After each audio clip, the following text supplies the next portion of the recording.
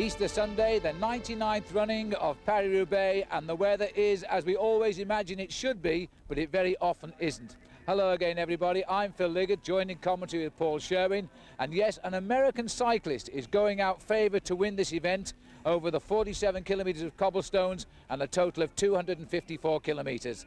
As you can see, it's raining here at Compiègne. We're 80 kilometres outside of Paris, and the riders are not too eager to come out of their cars. The overall distance of 254 kilometres, the only real change to the course this year is we go into the forest of Arenberg the opposite way. The way we did until 2 years ago, and then they said it was too fast and too dangerous. Well, to counter that, there's now a new section of cobblestones that should break the field up before they go into the forest. Well, let's go to Paul Sherwen. He's in the rain as well, and talk to some of the riders. Stewie, what are you laughing for? This is crazy. It's going to be awesome. It's going to be it's the definition of hell of a north. It's going to be a very big day, good adventure. What are you looking for when we go to the first section of cobblestones? To be in the first five. Today's just going to be a day of tactics, but just to be in the first 5 to 10 riders pretty much in every section. If the roads are going to be so slippery and so muddy that you just have to lose a bit of concentration, which is obviously going to happen at some stage along the road, and you could find yourself from the back of the bunch just swinging in the mud. On a day like today, it's really much more important to get into the first section of cobblestones in the first 5 or 10. It's almost going to be a race to the first section of cobblestones like the bunch sprint. Yeah, well, it seems to be, most years when it's dry, it's pretty much the same thing, but now that it's wet, it's just going to be so much more important. And if you got to have a lot of luck on your side today, hopefully no punches and a minimal amount of crashes, It's a bit crazy. I talked to quite a few guys this morning, and they all seem to be super motivated with this bad weather. Yeah, it's sick, isn't it? It's going to be fun. Thanks.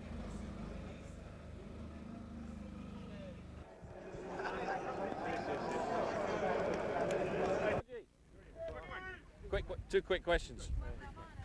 Georgie, these are unbelievable weather conditions. Are you worried about them? No, I actually prefer this weather for myself today. I just need a lot of luck.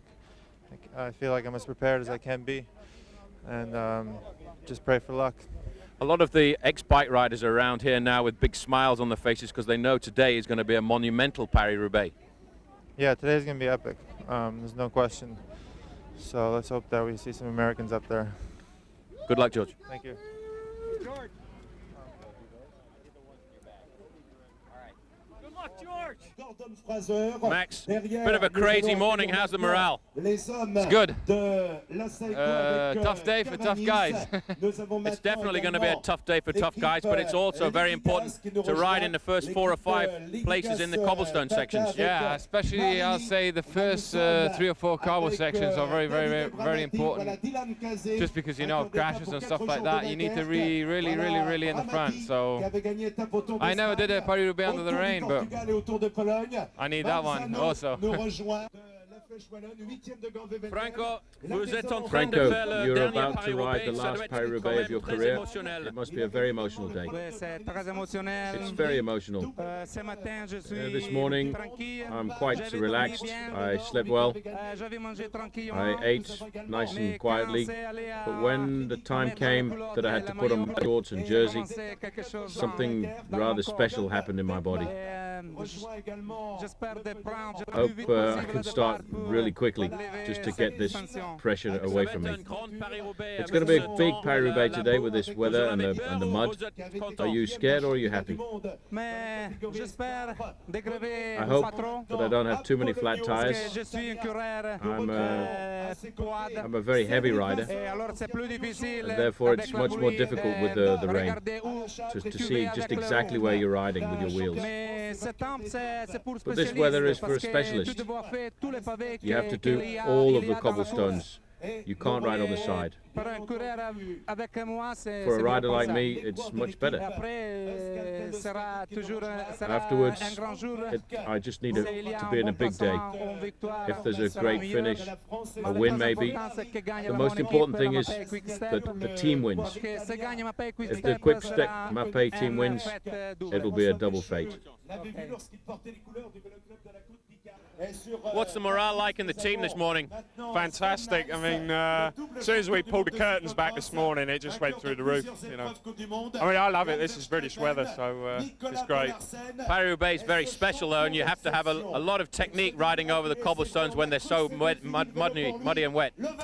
Yeah, that's right. I mean, we rode a few sections the other day, and it was dry, and it was awful. So God knows what it's going to be like today, but, you know, it's the same for everyone. So it wouldn't be the Paris-Roubaix without a bit of dodgy weather.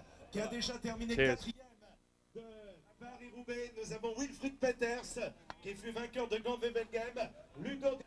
Well, Phil, we didn't get too many riders this morning because obviously the weather conditions are pretty bad down here on the start line.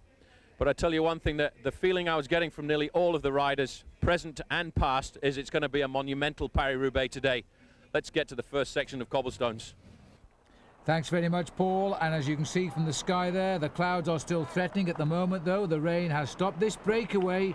We're now looking here at Stefan de Jong of the Rabobank team, formed after only 44 kilometres today of the 254.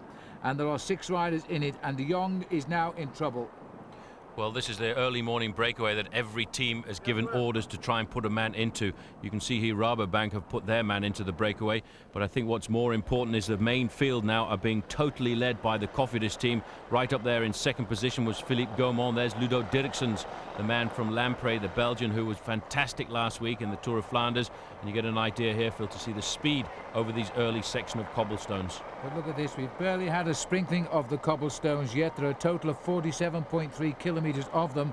Already the riders are absolutely caked in mud. The breakaway, as soon as they came onto the section at Troisville, the Rue de la Sucrerie, then the action has started, and they're trying to now reel in this group, which at one stage was over 6 minutes ahead. Just to set you up with the statistics, this is the 99th Paris-Roubaix, 159 miles in English, and 193 riders came out to start of the 25 teams. An east wind is blowing, but quite frankly, as we continue towards Roubaix, this race twists around so much, the direction of wind doesn't really matter.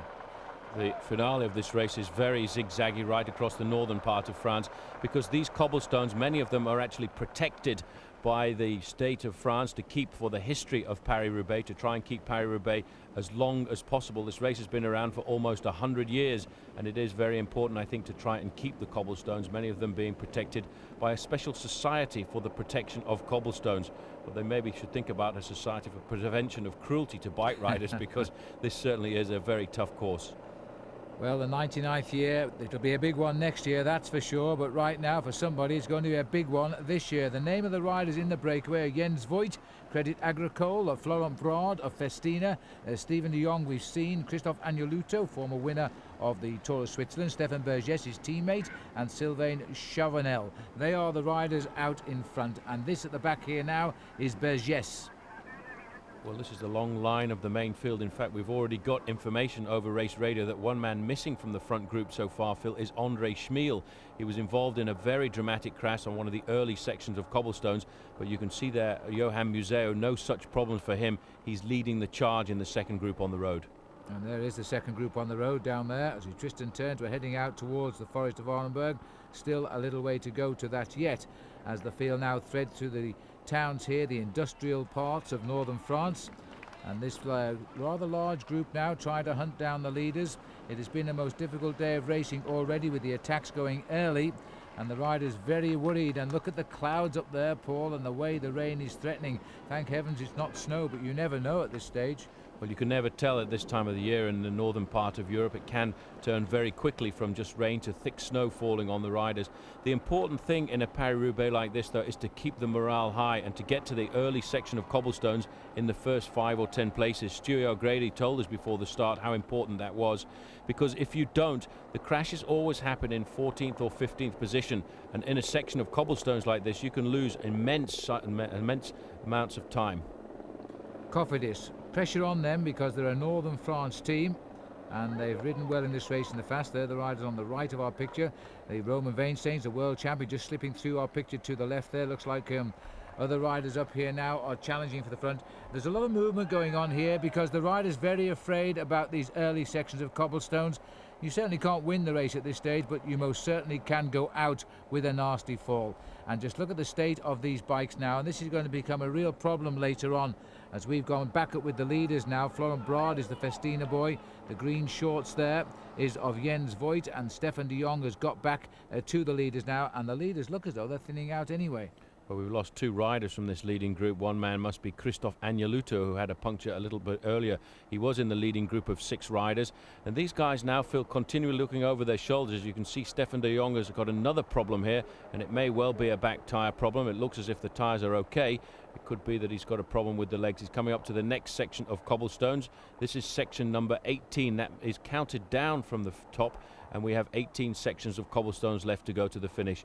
For me, the most important section of cobblestones on a day like this is the Forest of Arenberg. As you said earlier, it may not be the place where you win the race, but certainly many riders in the past have lost the big bike race here. Well, we've got Broad, Chevenel, Voigt. Then we've got de Jong with the Spot of Bother at the back. We've got a group of some 19 riders getting together now behind this group. And in those, we've got riders like Ballerini. We've caught a glimpse of him. Philippe Gaumont, Servais Canavan, Johan Museo, and I'm delighted to say George Hincapie have all made that select chase group. The big problem with George Hincapie was there didn't seem to be too many of his teammates in there. I didn't catch a sight of Yatislav Ekimov, who we would have expected to ride up alongside George today. If he does want to be a challenger towards the end of the stage, Phil, he does need to have teammates there, which is why for the moment the Domo Farm Freaks team are in a pretty good shape, because they've got Johan Museo there up alongside Ronan Weinsteins, who I reckon is their favourite for the moment. On the left hand side in the dark jersey, you can see Hincapie attacking these cobblestones in the first 3 or 4 places. He's riding exceptionally well today. And these are those 19. Solzoir is where they've headed to. A lump of cobblestones over 1,200 metres just appeared on the horizon on a lovely road. All of a sudden they're racing across these cobbles, and once you get onto these cobbles, Paul, is it an illusion or do they actually accelerate? These guys do accelerate because they have to ride fast. The faster you ride over the cobblestones, the easier it is actually. If you ride slowly, you find that you're bumping along the cobblestones, and you can feel every stone bumping up through the machine, through your arms and into your shoulders, and they do accelerate. The thought is that if they can knock 1 or 2 riders off the back of the group. Well, conditions are atrocious. The little bit of spots on the camera lens here actually coming up from the bike riders. I don't think it's started to rain again yet. At the moment, the cobbles, though, are greasy and extremely slippery.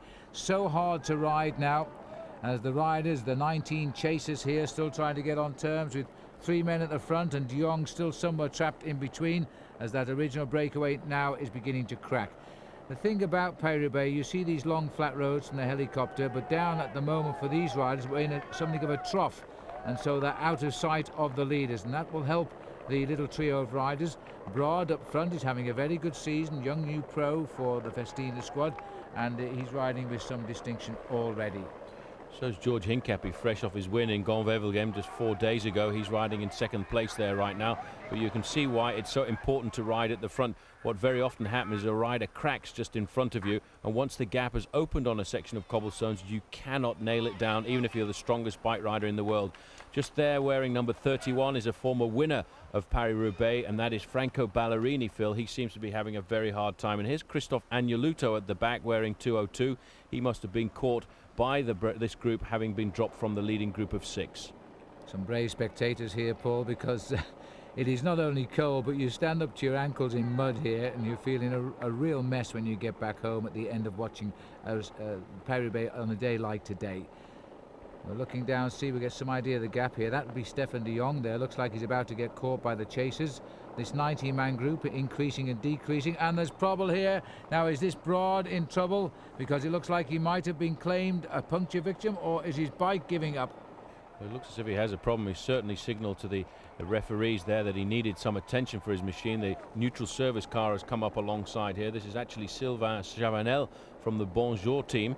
I'm not sure what his problem is at the moment, but he's discussing something with the neutral service vehicle there. The neutral service vehicle is the car that looks after every bike rider in the road, and the service car's nearly taken him out. Well, he's had to come back from the break, so as far as we know now, there are 2 riders left behind, and Chevenel is not at all happy. Whatever is wrong with his bike requires his own personal race vehicle and not the neutral service vehicle, so he's out of the break. Well, that could be a pedal problem. The big problem that the neutral service vehicle has is there are so many different teams and so many different pedal sponsors, and if you don't have the right pedal and cleat combination, then you can't get onto a spare vehicle.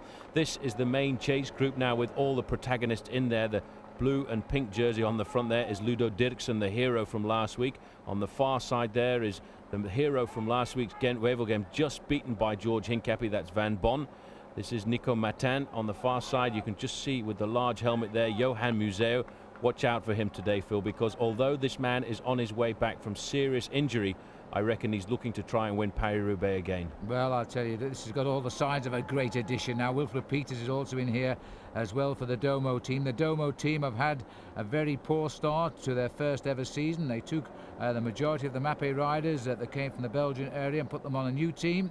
And the result is nothing right now, and so they're hoping to make amends today. Stefan Westermann is the rider from Telecom, moving off to the right of our picture. They look as though they've been in the saddle now for about 10 hours, and believe me, this race has hardly begun. And Ludo Dirksen, former champion of Belgium there, if there's ever a man made for the job of Paris-Roubaix, it's him. It's very strange right now, Phil, so early on in the race with so many sections of cobblestone still to go, to see all of those guys in a group like that. They don't have too many teammates with them, and we've still got an awful long ride to get to the finish. Many of the big leaders are already being isolated from their teams, and that seems to be the situation that Georgie Hincapie is in right now, as you get a chance to see just how bad it is. This is what it looks like for the riders here when you get all the rain and mud being splattered up from the wheel of the rider in front of you. That's straight into your eyes. You can't wear glasses on a day like this because they get caked with mud in about 500 meters. Well, Dirksen, who had a great ride in the Tour de Flanders, so aggressive and lucky to come out with only an 8th place finish, which was last of the breakaway. I think he deserved more than that, but he was certainly one of the men of Flanders. Now, will he be one of the men of Roubaix? Still out in front, Broad and Voigt, and we're not seeing too much of them right now. We've worked out there are some 17 riders here, and without doubt, we haven't seen a lot of them yet. George Hincapie is in here, and Van Bon, the top two of Gent-Wevelgem. Museo is in here, without doubt, the man of Paris-Roubaix over the years gone by, and Dirksen and the world champion Veensteins. Primary movers of this chase group. We're hearing, Paul, that the Schmil group, which all the way also contains, by the way, Peter van Petegem, is now 1 minute 50 behind the two leaders. Well, that's going to be a tough day for Andre Schmil to try and pull himself back into this, because these are all the big names. That's Wilfred Peters there, just losing the top of the cobblestone crown there.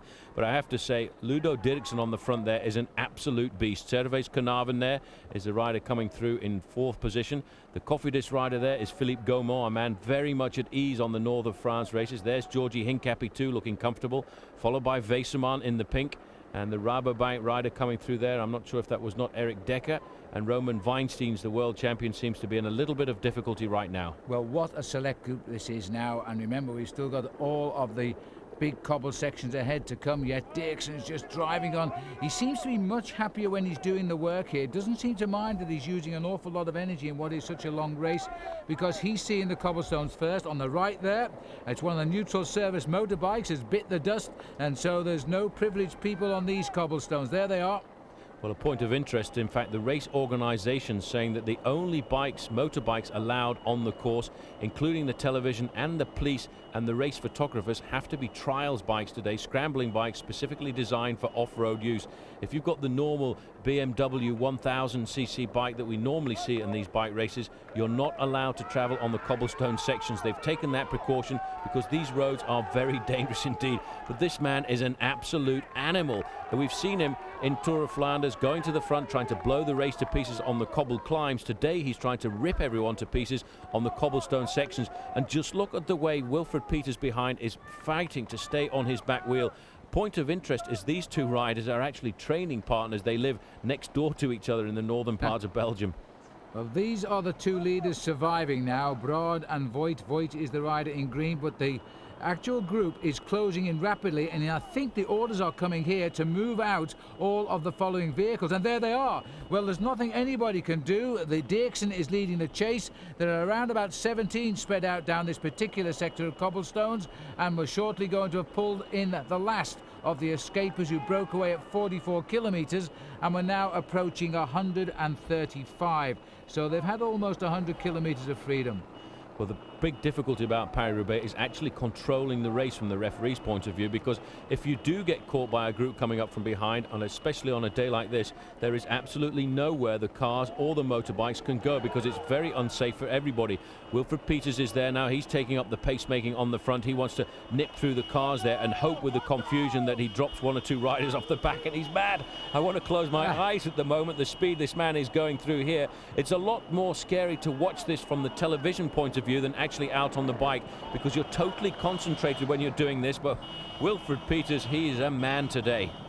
And our TV camera doing better than most as he gets through in front of Florent Brard, this young man who turned pro in 1999, but this year's had taste of victory twice. His first 2 wins as a professional, and he's right in the thick of it with the real stars of the sport now, and he's going to wonder what has hit him here in Paris-Roubaix. Big Wilfred Peters, a star of previous Paris-Roubaix, scorches up to the outside now of Florent Brard, and he's holding his own along with Jens Voigt as they reassemble at the front. You see what a true star and a true domestique he is. He looks over his shoulders to immediately ascertain which riders are with him coming out of those cobblestone sections. He's got a teammate there.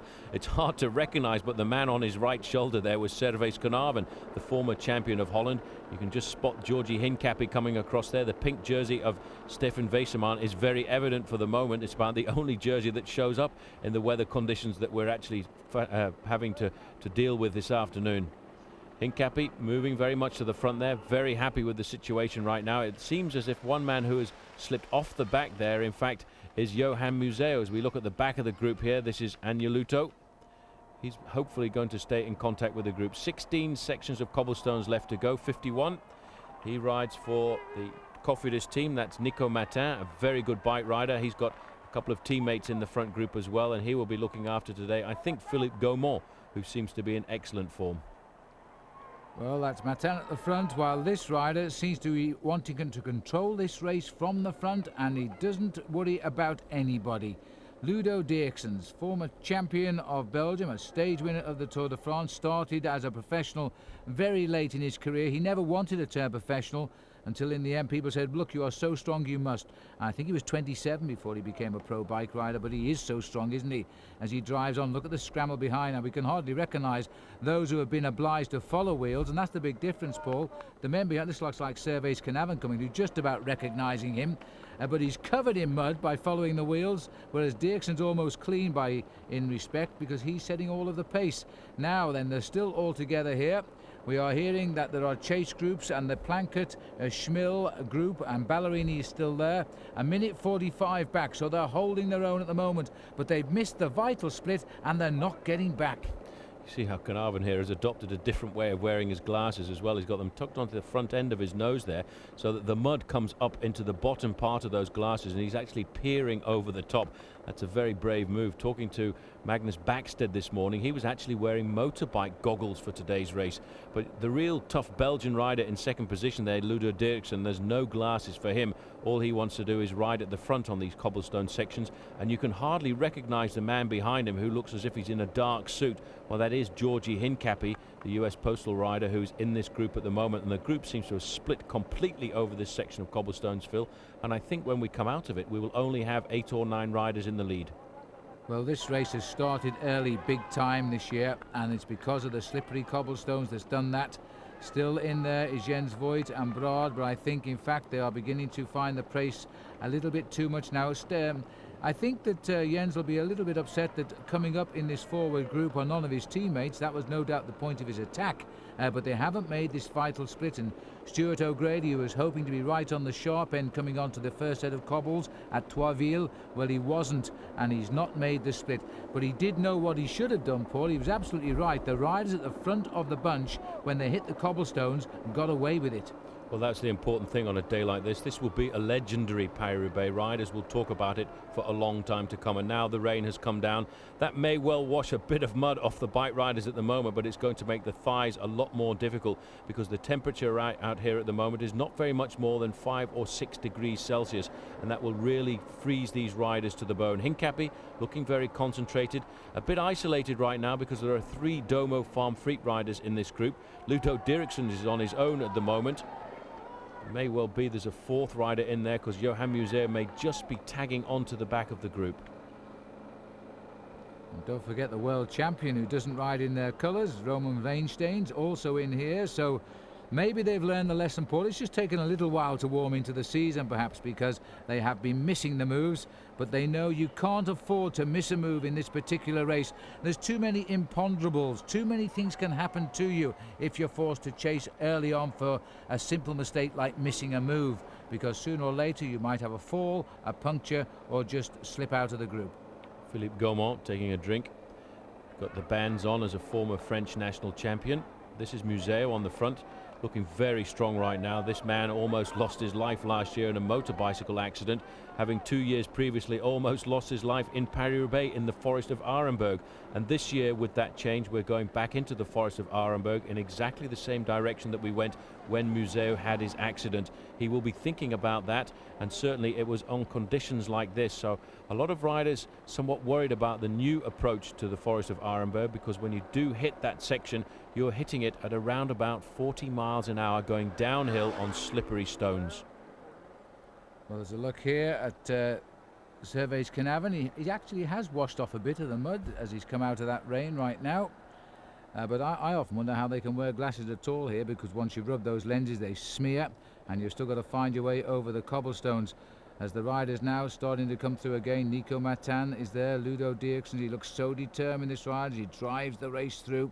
This is an interesting group. Philippe Gaumont, Chris Peers are other riders in this breakaway. Stefan Westerman, Van Bon, Rolf Sorensen, I haven't actually seen him. George is certainly here. Dirksen we've seen. Weinstein is always around.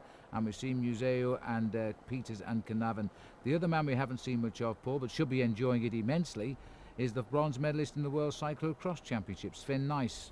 This is definitely the kind of situation that a man like him should appreciate and be good at as well. Looking here at Nico Matan, there's a group of 5 riders at the moment, around about 1 minute behind that group of riders, in fact containing Franco Ballerini, a former 2-time winner, and the group of Andre Schmiel. And we are hearing that Schmiel is trying to ride across on his own at the moment, Phil, is at 1 minute 35 seconds. So Schmiel, a tough bike rider, he hasn't given up yet. He wants to perform well in Paris-Roubaix, but he's putting in so much effort. I don't see him catching back such a group here. That this is really the heads of state of the world of professional cycling, because there's a lot of big names in this group. Strong, alert men have found their way to the leader group here in Paris-Roubaix this year. The 99th time, and it's turning out to be an absolute cracker. George Hincapie, the only US postal rider to make it, but that was what the plan was by the team, to make sure that George was protected as long as possible so they could get in. We're now moving on to Pavé section 15 at Haspre, and this is 1.7 kilometers, and they are absolutely flying over the mud here, and it looks as though it might be Wilfred Peters, is it, who's got the lead now? Peters on the front, followed by Gervais Knaven, third place going to Georgie Hincapie.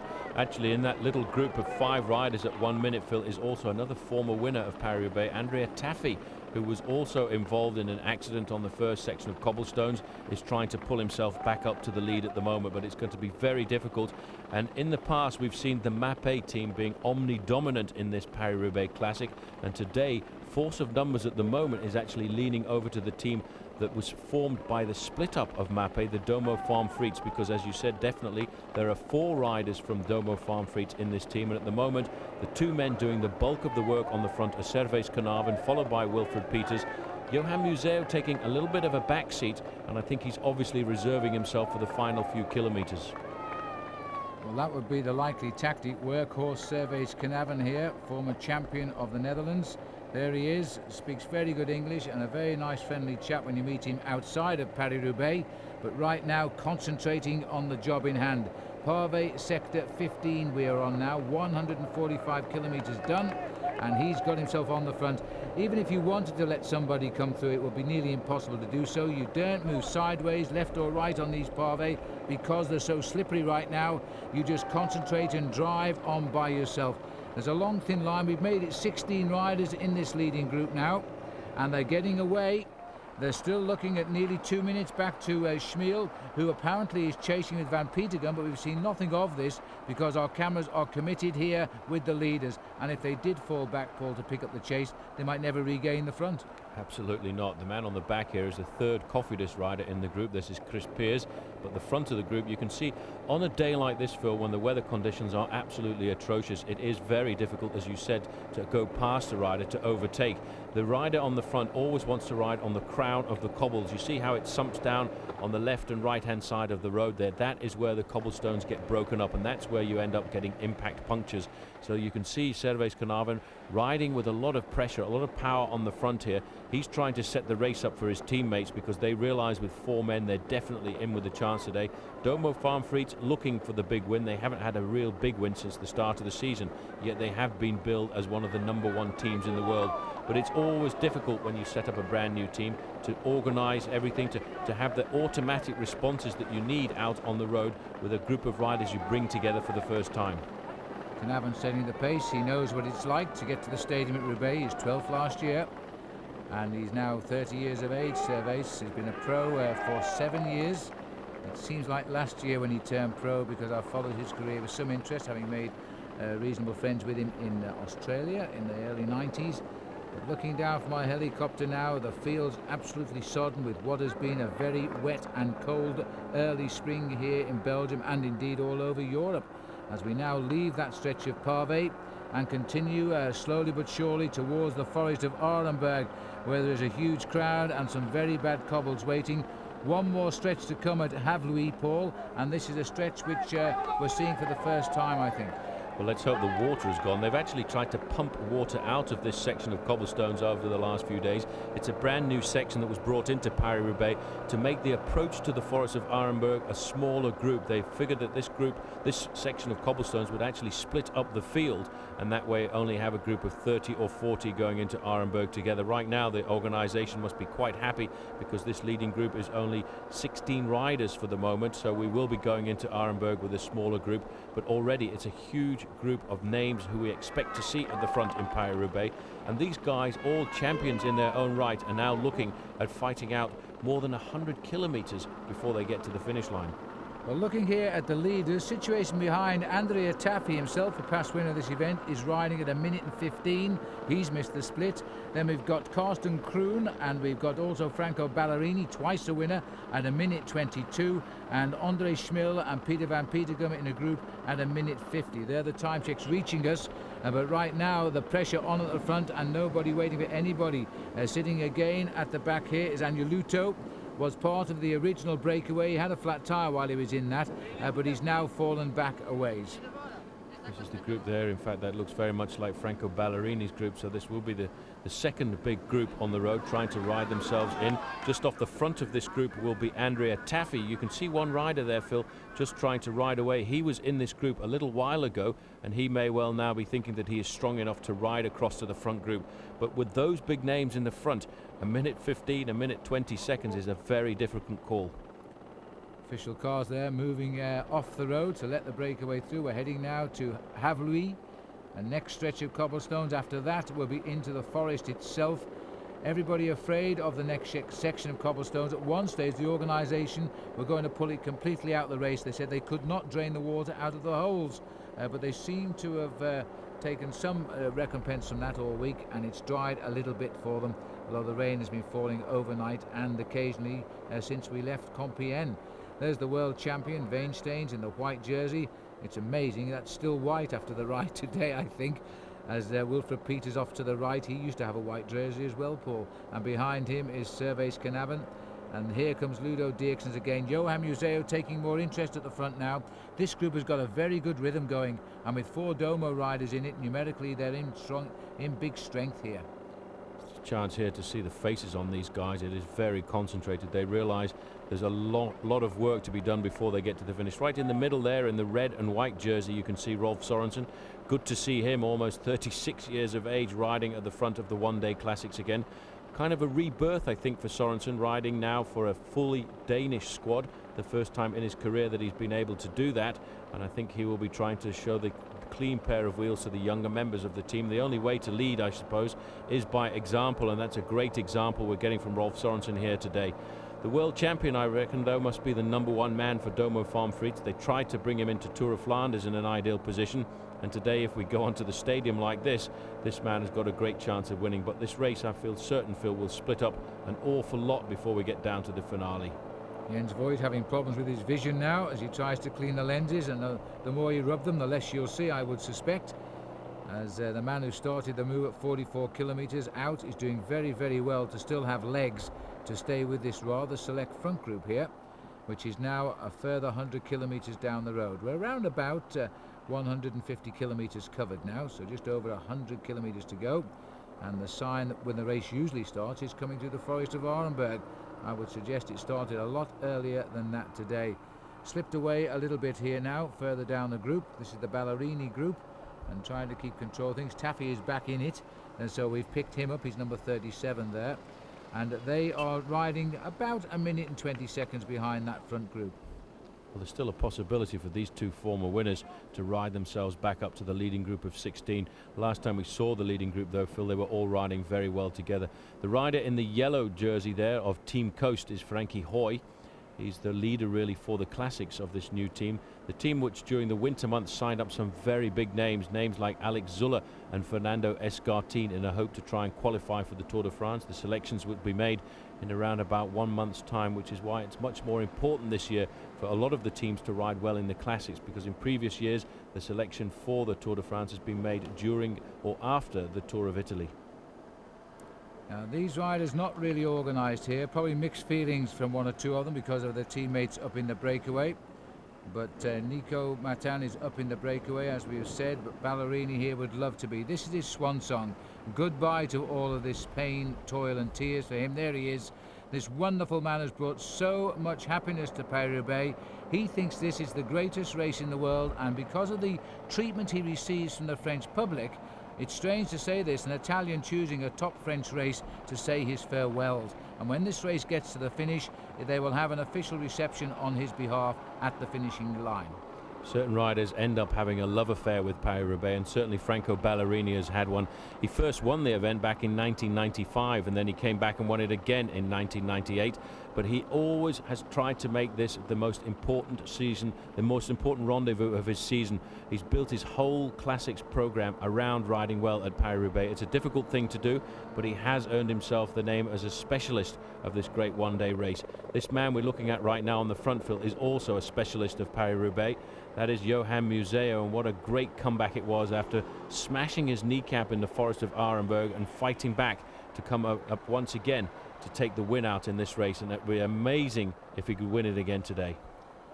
Yes, it certainly would, and boy, would everybody be happy at Roubaix, because although we're in France, they love again the man who comes from just over the Belgian frontier, which is only a few kilometres away, of course, from Roubaix. Clouds are lifting a little bit, I hope. I'm not sure that I'm saying that to convince myself or to help the riders out here, but certainly as we race now towards the forest, the coal heaps in the distance as we head to the area where they once mined coal, and where the coal mines have now become something of national monuments, we are racing in. Remember last year, Paul, when we met Jan Slablanski at the Forest of Arenberg, he claimed to be the only man to have been above and below the ground there. Well, Jan Slablanski, of Polish origin, moved to the north of France with his family just after the war, and he actually became a miner in the mine head, which is just above the Forest of Arenberg, and he thought it was quite amusing. I don't think he worked down the mines too often, maybe only 7 or 8 months, but he went on to become a brilliant bike rider, including a title at the World Championship level, and certainly was one of France's great heroes. Dirksen's patching up a little bit of a gap in the lead group there in that mauve jersey, but they've all come back together again. Now we're seeing the helicopter traps underneath there, which are those electricity cables on pylons. You've got to watch out for those when you're concentrating on filming Paris-Roubaix from a helicopter. But that means we are heading now towards the Forest of Arenberg. Still a little way to go. We're out in the country as this little group, for the moment, I sense a little lack of coordination here. The riders not really getting it together. Well, if that's bad up front, look at this behind. They're losing ground wholesale here, because they seem to have almost stopped racing in that second group right now. I think most of these riders been caught out by the fact that the race really split up on the early sections of cobblestones. This is another group further down the road there. That's Maximilian Chiandri on the far side.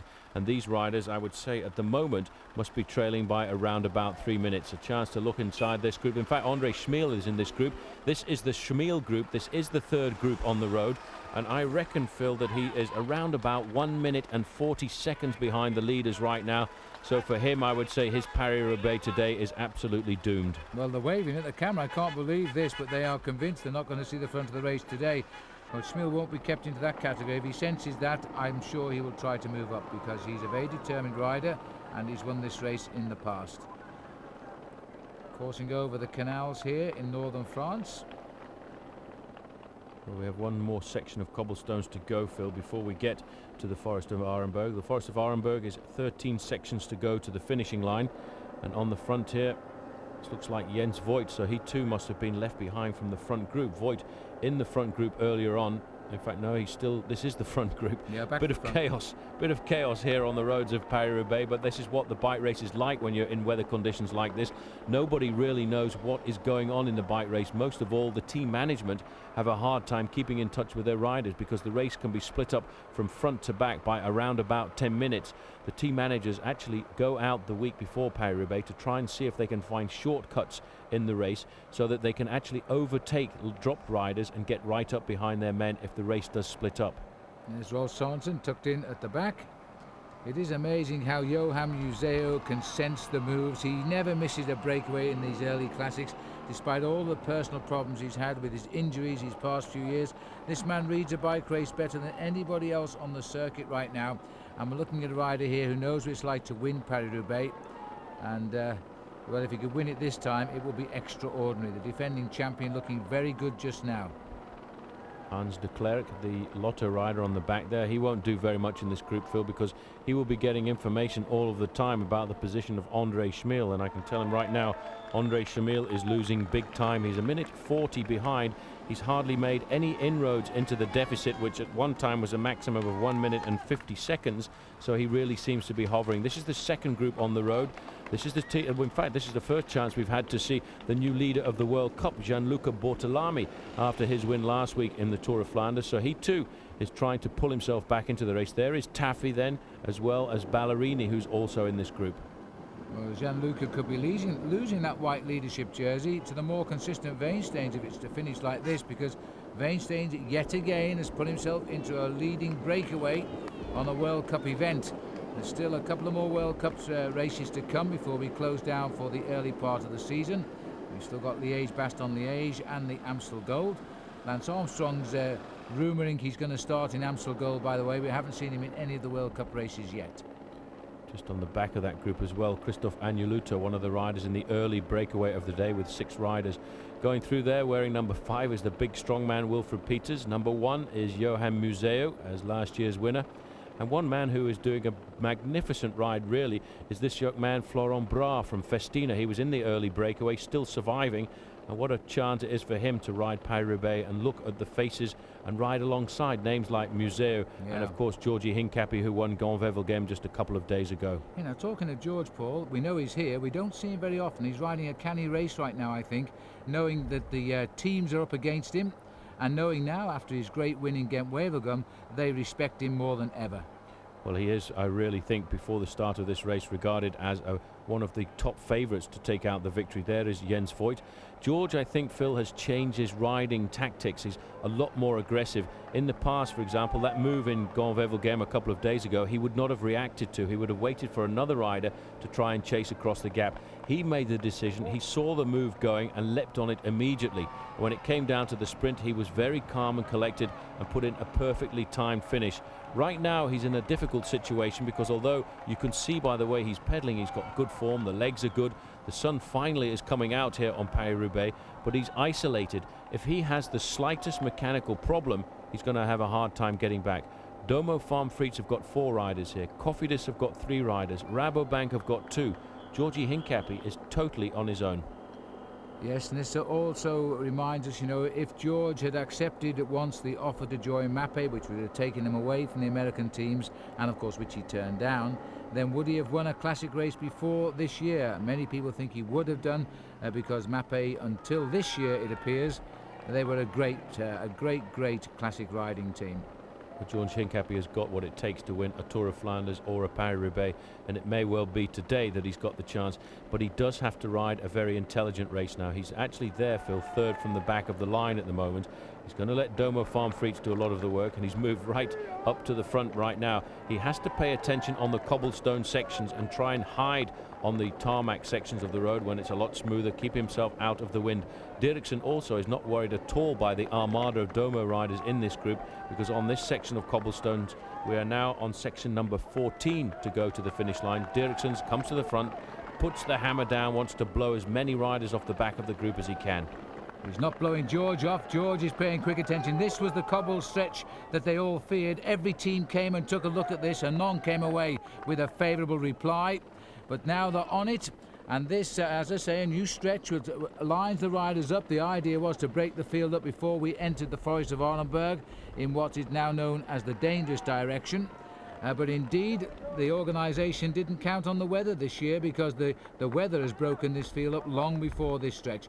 You can see that the cobbles have been very muddy. There's about an inch of it still lying there.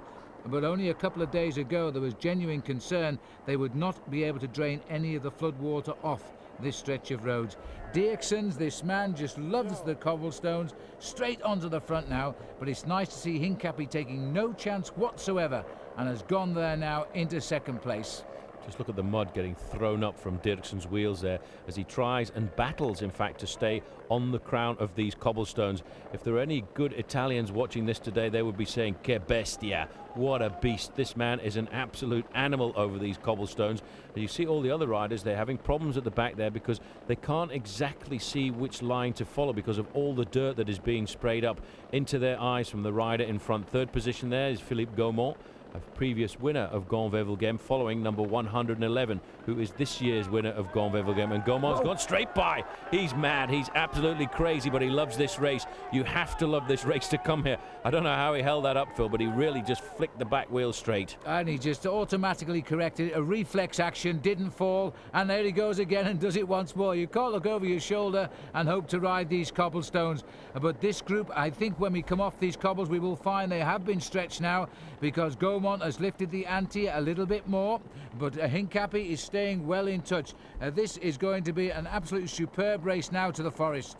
Absolutely magnificent. When they come out of this section of cobblestones, they have 8 kilometers to go to the Forest of Arlenberg. Peters is the man on the left-hand side there, but his teammate, Servais Carnarvon, is riding a race as if he was possessed today. He realizes they've got a great favorite in their midst, Johan Museo, who's in good form, I reckon, and Ronan Weinsteins. He's the Dutchman on the squad. He's on the front there, hammering along. Moving up there is one of the riders, it looks like Sven Nys, who is still a cyclocross man at the front of Paris Roubaix, and that doesn't happen very often.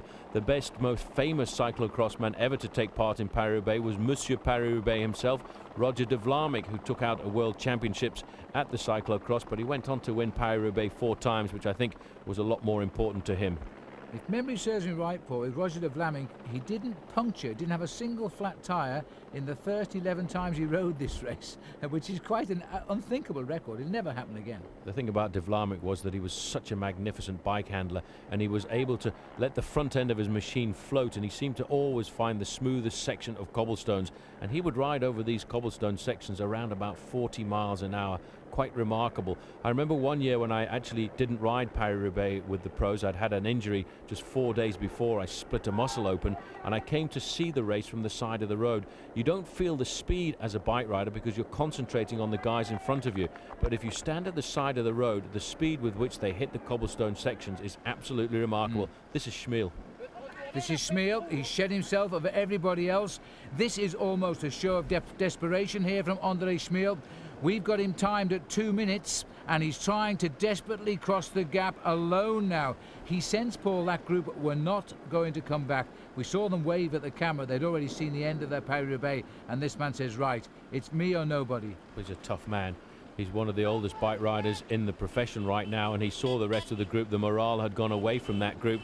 So he thought, well, I've only got one thing left to do, and that's to try and ride across on my own. He can only hope now, Phil, coming onto this section of cobblestones, with 8 kilometers to go to Arenberg, that there is chaos in Arenberg, and he manages to get onto the tail of the group. It's going to be a hard shot, but only one man, I think, in this race today could pull it off, and that is Andre Schmeel.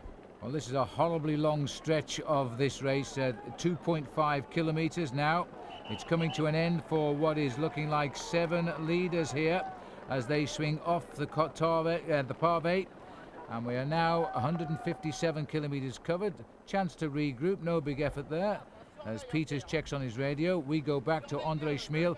Has he got a problem here, or is he just struggling? No, he's got a few problems there. It seemed as if his pedals were giving him some jip there as he tries to balance his machine on the top of the cobblestones. That ridge at the top is the most important place to ride when the weather's like this, and it seems to me as if he's lost a certain amount of his impetus.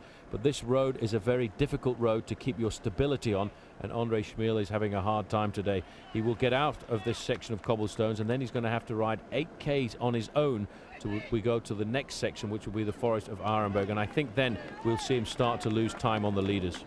Well, I know he's had a lot of bad luck today, and I think that was the main reason he missed the split coming through Troisville, but he's paying for it now with a lot of serious effort very early on here in Paris Roubaix. You get some idea of the deficit because we're heading up to those houses there and the right turn, and we've seen the leaders already make that turn, so he is probably not gaining any time at the moment. Chance to look at his face, and it looks rather easy from the back, doesn't it? Then you get a glimpse of his face and you see just how hard he is trying. Well, the bad thing for him is he can see in the distance the race helicopter is over the breakaway, so he can ascertain just exactly how far behind he is. It's a brave move by a man who was caught out in the first section of cobblestones in a pretty nasty accident and delayed by probably up to 3 minutes, because if you're at the back of the group in the first section of cobblestones, you do lose that amount of time. He's currently, the last time check was 1 minute and 40 seconds behind, and trying to ride across on his own is a monumental task, because the guys at the front, although they seemed a little disorganized coming off that last section of cobblestones, will immediately get themselves organized again because of the fact we've got 3 very big teams represented with multiple riders present. Sven Nys going through again, trying to make a switch, and not an easy one at that, from cyclocross to road racing, but except today, of course, when one could forgive him for feeling at home. This is Weinstein's here, and now has he got a problem because he's talking to the team? No, he's moving back, he's coming back on. I think, in fact, Museo punctured. We thought he had, and we didn't see him. Now Weinstein is bringing him back onto the group here. This is a pretty strange move, because we are now looking at a world champion pacing on the team leader. The team leader, Johan Museo, is coming back for injury. Now that says one thing for me today, Phil. That says that the leader of the Domo Farm Frites team today is Johan Museo. When a world champion drops back for somebody in his team, that tells you something. The team have confidence in Museo today. They feel that he can win this bike race again. Well, they brought him back, or at least Weinstein is bringing him back. Stefan Wesserman, who has also joined in there, he's had a bike change. Again, our cameras missed it, but he's now coming back and will be very grateful, I think, for the help of the World Championship Express there. That should bring us back to our original 16, because there's 12 here and 4 just coming through the cars. There they are. So nobody lost on the cobblestones, although we came close to losing Museu and Wesserman. It's good to see the Festina rider, Florent Bras, is still in there as well. He's one, I would say, the only survivor. Another problem at the back, that's probably Sven Nys, the Rabobank rider, who also has stopped there with a problem. There are only 2 Rabobank riders in this leading group, the other man being Karsten Kroon. So Nys has gone back. Just a quick count, quick head count there, revealing this breakaway more or less back together again. And we've lost Sven Nys. The Rabobank man who was here is now temporarily behind. He should get back, because when you ride Paris-Roubaix, you put the pressure on the cobble sections and rest if you can in between. There's no attacking each other at this point. It won't be that way, of course, towards the end, but right now there's still a long way to go. It's actually a lot harder on the cobblestone sections than on these sections of tarmac. This is where they do recuperate a little bit, set the tempo, expecting everybody to come forward and share the pacemaking at the front before the next assault on the cobblestones. And when the weather is like this, it is so important, the cobblestone sections, to hit them in the first 5 or 10 places. This is Chris Pears on the front here, followed there by Nico Martin. In about 4th position, Philippe Gaumont. So Cofidis very strongly represented here. Cofidis is a team from the north of France. Their head office is not too far away from the stadium in Roubaix, just along the motorway which heads up to Ghent. It's a loan company, and at the moment they're loaning a lot of effort into the front of this main field. We are approaching 160 kilometres into the race now, and we're approaching the Beecher's Brook in Grand National horse racing terms of this event as we come towards the long stretch of cobblestones through the forest. 2.5 kilometres of them are waiting the riders now. This is a long section of cobblestones. We're about 5 kilometres away from there right now. Wilfred Peters in great form right now. A little laugh for him as he comes up alongside Philippe Gaumont. These guys are pretty happy with the situation. They've eliminated Andre Schmiel, who at the moment has gained 2 seconds on the rest of the pack. He's 1 minute 38 seconds behind at the moment, and if he does catch this leading group up, that will be a story to put in all of the history books, because he crashed in the first section of cobblestones. Look at this, you can hardly recognize that man on the front, but I can tell you it is Georgi Hincapie. His face and his jersey are totally black with the mud which is being thrown up here over these tough cobblestone roads in the north of France. Well, I think all of this racing equipment will be good for training in after today, because I don't think it will ever wash up nicely again. Weinsteins, the world champion, proving to be a really solid bike rider as a world champion too, as he brings the line through. And this is Leon van Bon. I can only recognise him by his green shorts of the Mercury Viertel colours, because the rest of him is totally irrecognisable now. Just look at the state of these bikes as we swing back. 1 minute 25, I've got it now, Paul, as we've gone down the road to Andre Schmiel. This man is fighting himself back into Paris Roubaix, and now there's a problem at the back, and I think it was Museo had his foot off there. That was Museo, number 1 there. There's a stop there. Oh. Weinsteins has stopped as well. I think Weinsteins is going to have a bike change as well. Total chaos. You get lots of problems when the weather's like this. Lots of dirt and grit gets into the machines. Weinsteins is up. A quick bike change for him. He's up and running again, and I think we'll see 1 or 2 riders stop and wait for him. In fact, he's taken the opportunity there. Very professional move this, Phil. When you do change your bike, the spare bike doesn't normally have drinks on it, and what he's done here, watch this, he's taking the drinks off his racing machine and he takes them across to the spare. That is a man who's thinking clearly. It is, and ever so casual. Really no hurry at all. It's only Paris-Roubaix. It's a long way to go. 160 kilometres done of the total of 254. And there's now Weinsteins gets back in, but no luxury for him of the waiting of a teammate, whereas he's just got Museo back up to the group when he waited for Johan. There should have been a bit of panic, at least for Ronan Weinsteins, but these real pros, they never do panic in a situation like that, because either you get back or you don't. We're around about 500 meters now from the entrance into the forest of Arenberg, which is why we've got almost a bunch sprint. Everyone wants to be in the first 5. Hincapie's in about 10th position, a little bit too far back right now as they accelerate. Very shortly they'll go through the barrier, which is closed for almost every day of the year, only open for this race and Paris-Roubaix Amateur. That's right, because normally you have to leave your cars and you have a very pleasant stroll in the forest. It's a natural wood, a very ancient woodland at that, which once reverberated to the marching of Napoleon's armies. Well, now it's going to revert to the rubber of very thin racing tyres. Here comes the world champion picking his way through the cars as he's now trying to get back on the tail. A most crucial stage to puncture, Paul. That was bad luck, because now we're into the forest and he's at the back of the race. When you get under that bridge there, that's the start of the cobblestones, and it's dead straight. A real Roman road, this. Absolutely mad, this road. It goes back to the Napoleonic times. It's straight as a die, but in fact it descends somewhat, and when you do hit it normally in the dry, you'll be hitting around about 40 miles an hour. At the back here, Nico Matin, you can see picking his way across there. We have actually got fixed cameras out here right now. Somebody's gone down. I think that was Gaumont. Gaumont has crashed there, and he's on the road and he's not getting up, and in fact he doesn't look too good. This is indeed Philippe Gaumont. Museo picks his way around, the rest of the break does as well. There's Brad, the world champion's trying to get back. Matin has picked his way around him there. Let's have a look at that again. Hincapie's the man in the front place, and woof, he's gone straight down. These cobblestones are so slippery, it's unbelievable. Van Bon picked his way around there quite remarkably, as we now see Georgi Hincapie leading Paris-Roubaix, the man who started this race as the #1 favourite from the United States, hails from New York, now lives in North Carolina, and it's devastation. You know, I have a feeling this is a very serious crash, though, for Philippe Gaumont. The team manager and the team soigneur are up alongside him, but he's not moving that leg, Phil, and that does not bode well. And they've got to move him, because the cars have got to get through, because the chase is coming up. Schmiel will be the next rider through. There's the telecom car. They're cleaning all of the team cars here, as Rabobank as well. We'll get back up to the front. Neutral service still ahead with the race direction. In the distance, it's an American, George Hincapie now, piling on the pressure. Looks like Wilfred Peters trying to get on terms. This is amazing, because there's still an awful long way to go to the finish. This is the Forest of Arenberg. This is the most dramatic point of Paris-Roubaix right now.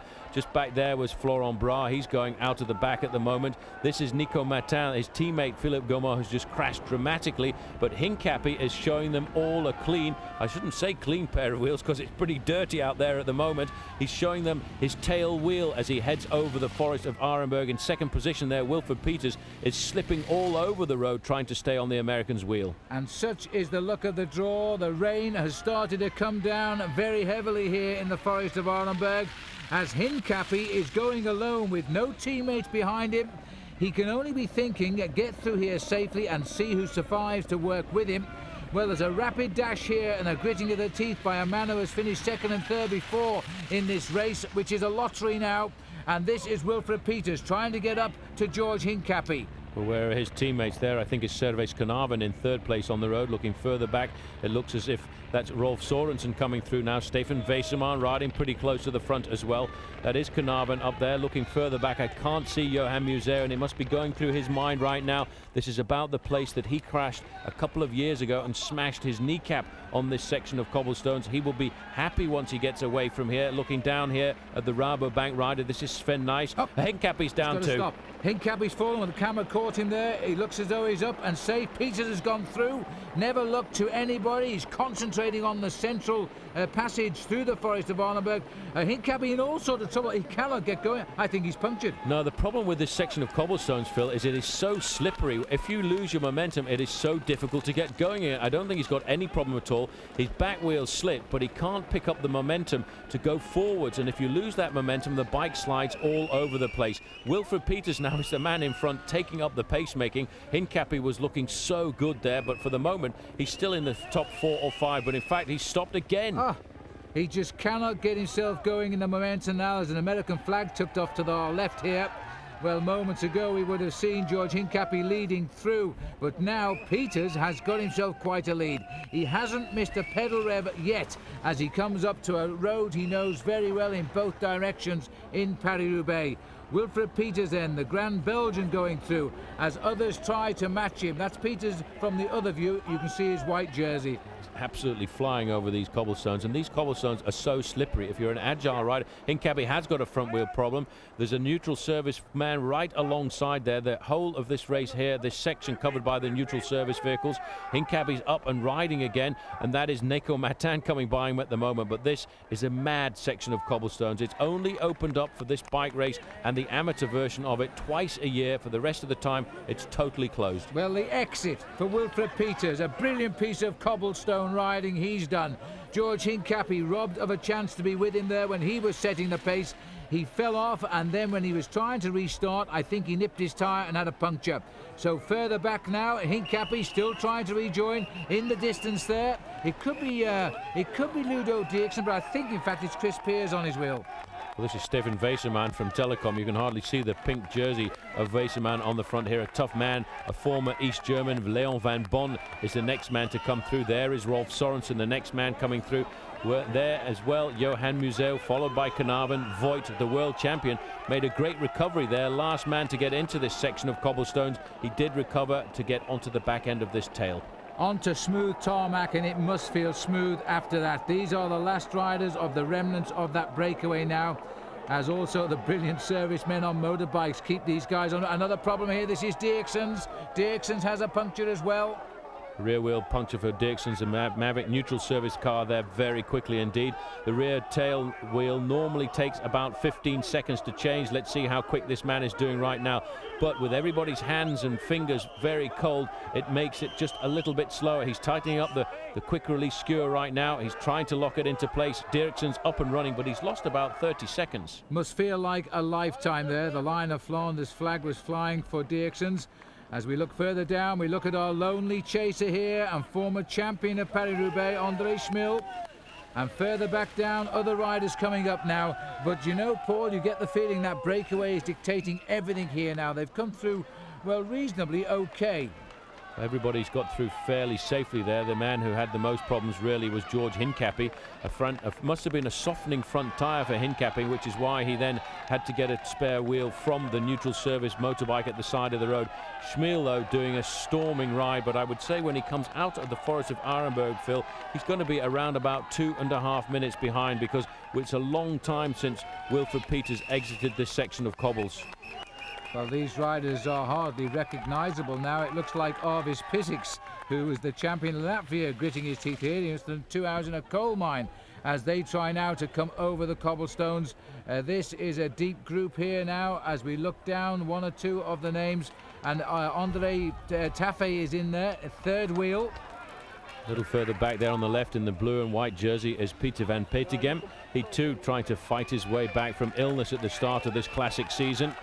These riders, I would think, Phil, almost 2.5 minutes behind the leaders of this race at the moment. Well, they have a lot of work to do, but there's plenty of time to do it in. We're reaching now 165 kilometres covered. And so we're inside 100k, only just to go to the finish. And I think behind this big group, then you can write everybody else out of the hunt today. There's Peters going through, but this group still could get back, you know. Well, there's a long way to go. It's amazing to think.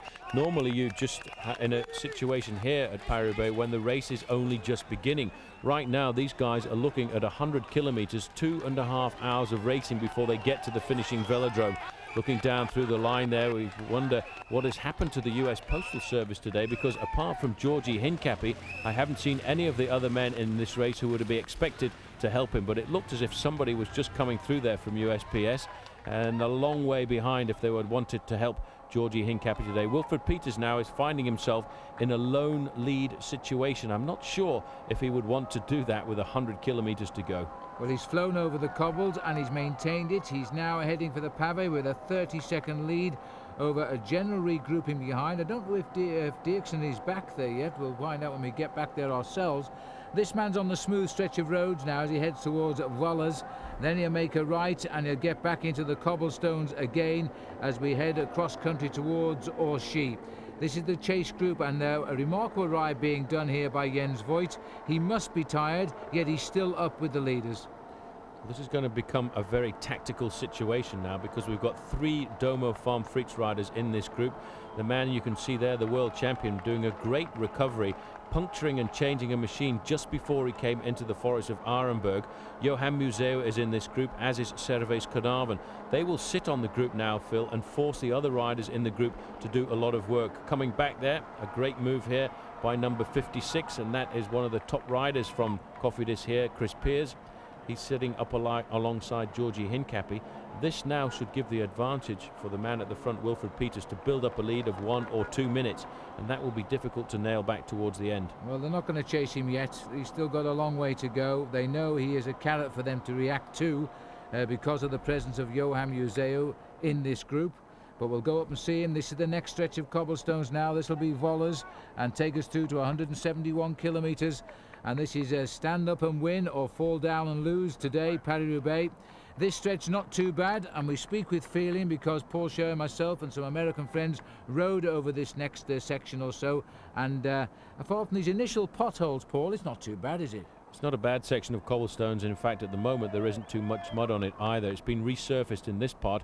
We're going to go through a bridge here known as the Pont Gibus, which is actually nicknamed after Gilbert Duclos-Lassalle, the Frenchman who won Paris-Roubaix on 2 occasions. But just to go back to the Forest of Arenberg there, Phil, a couple of years ago I was riding Paris-Roubaix in a situation like this, a day like this. It's total chaos going into the forest. You don't really know as a bike rider what is happening. I was leading out my teammate Alain Bondu at the time, and we got into the forest in the first positions. Total chaos. When we came out of it, I looked across at Alain and said, "How many riders are in front?" And he said, "This is the front." And then it hit me, there was still 100 kilometers to go. And that's just about what Wilfred is facing here. He's 36.5 years of age now. This is the Pont Gibus. When I first started covering Paris-Roubaix, there was a bridge there, but that's gone now. And this is a slow motion sweeping left-hander where you have to watch your line very carefully through that mud in the centre. But Peters is such a great bike handler, he rides this like it's almost smooth road. Latest time check we're getting, 45 seconds is lead now over that group, which is grouping at the back almost all together. Here they are. Well, they're not actually chasing him very hard at the moment. They're spread across the road somewhat. The hammer not down at all. This will give the advantage to the lone leader, Wilfred Peters. He's got an awful long way to ride on his own, especially with the fact that there is a prevailing cross headwind for the next 40 or 50 kilometers. That is going to make it very difficult for him. I don't think he's quite got the engine to stay off the front, but he is a very special bike rider. What they will be thinking now is it's putting the advantage into the tactical court of Domo Farm Frites, and Johan Museeuw will be very happy with that. In fact, Wilfred Peters, a very big personal friend of Johan Museeuw's. They spend most of the winter months actually going on holiday together. They don't train together because they live too far apart, but they spend an awful lot of time in each other's company. Well, I always breathe a sigh of relief when I see the field cross over those railway tracks, because that, believe it or not, is quite a busy railway line. And if those barriers do go down, then it means they'll have to stop. And if Wilfred Peters is in front, he will escape, that's for sure. We're looking at one of the heroes of the early breakaway still here now, Brad, who's having a wonderful start to the season for Festina. And he's also riding well here because he's got himself back up to the group after that rough ride over the Forest of Arenberg cobbles. Well, we're still heading along the right-hand bend. It now straightens up towards the main road, and they'll take a left-hander off the end of this. Stefan Weseman is the man in pink at the front for Team Telecom, being given the responsibility as team leader for the classics. He rode very well in Paris Roubaix and Tour of Flanders last year, which is why the team, I think, have given him the respect of position of team leader going into this event. What happens very often in Paris Roubaix is, although the team management come up alongside to give the riders drinks and take on board food, usually in Paris Roubaix the mechanic will also lean out of the window on the tarmac stretches and spray oil onto the chains, because there is so much water and grit coming up into the chains on a day like this that it causes the gearing to jump quite a lot. So you've got to keep a very close eye on that. Yes, absolutely. Now the riders concentrating. We're on stretch number 12 here now, and we count down to 1. Don't forget, we started at cobbles number 24 at Troisville, heading down towards the 1 as the riders make another left turn. A chance to look at the bikes here, hardly recognisable, but bearing the name Eddy Merckx, of one of the greatest bike riders of all time, and a man who excelled too in Paris Roubaix. And so this bike being done proud now by Wilfred Peters. Even if he is nearly 37 years of age, he's had a third and a second before in this event. Almost not good enough last year for Wilfred, only 11th. But of course, his job was to make Johan Museeuw get the victory, and he did just that. Now he's clear. The gap is still going up, 46 seconds now. He's a tough bike rider, one of the very few who I would put up alongside Sean Yates as top domestiques in the world. This man is worth his weight in gold. He does an awful lot of work for the team. He actually won a semi-classic as well, the same one that Georgi Hincapie won 4 days ago. He won Gent-Wevelgem back in 1994. And I think on that occasion he was going across the line just in front of his own teammate. So Domo Fritz, we've waited to see them in front of our camera lens this season, the brand new team on the block. And Patrick Lefebvre, the team manager, fending all of the journalists' difficult questions until now. But he'll be feeling very happy with the way things are going so far today. 4 men still in this group, despite a bike change for Weinsteins and a puncture to Johan Museeuw. And thanks to a fall for George Hincapie, we've got 1 rider alone in front.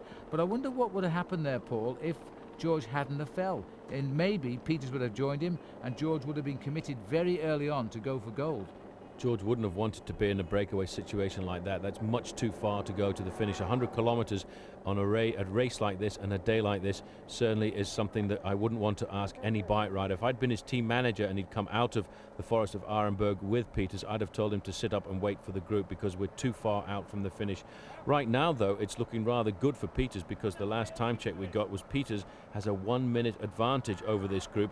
Dario Pieri is chasing behind at 2.5 minutes, and the group with Andre Schmielfil is actually slipping away now. They're 3.5 minutes back. So Andre Schmiel's day at Paris-Roubaix is almost over. But you never can tell because this, I think, is going to be a pretty strange race on the run-in towards the finish.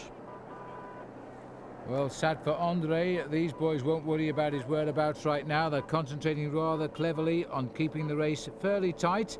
Pressure off a little bit while Peter sets the pace up front.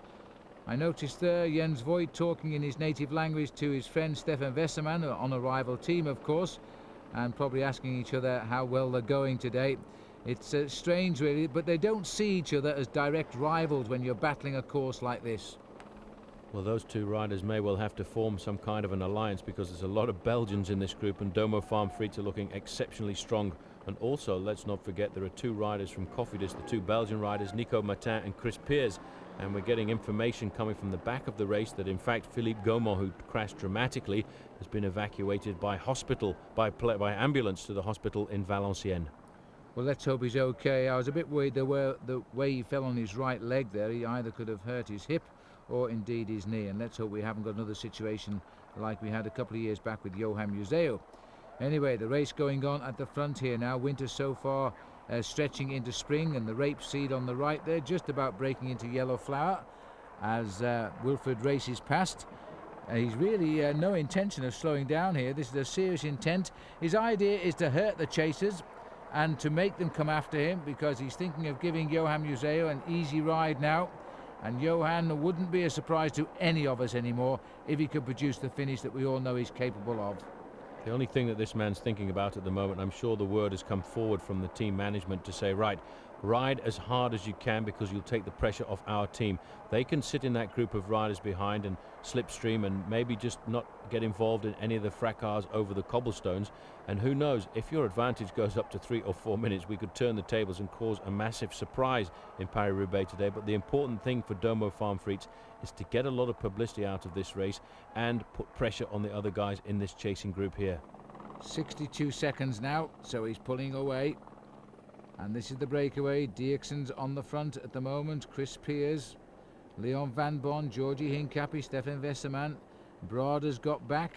Also in there, Jens Voigt, and not least, of course, Museo and Servais Canavan and Roman Weinsteins. They're a really solid group down there. They're not working very hard though, Phil. You can see obviously the Domo guys are taking it easy, not going to the front very much. Hincapie moving forward because he wants to encourage the other single riders in this group who are not represented at the front to go forward and make sure that they keep ticking by. But look at that, Johan Museo moves up into second. He will soft shoe it just a little bit there to try and slow down the tempo on the front and try and allow Wilfred Peters to build up a little bit more advantage over the group. They're facing now another section of cobblestones in about 3 kilometers time, and that section of cobblestones is going to be 3.7 kilometers long. They're fairly good cobblestones, but I tell you what, the length of them makes them very difficult.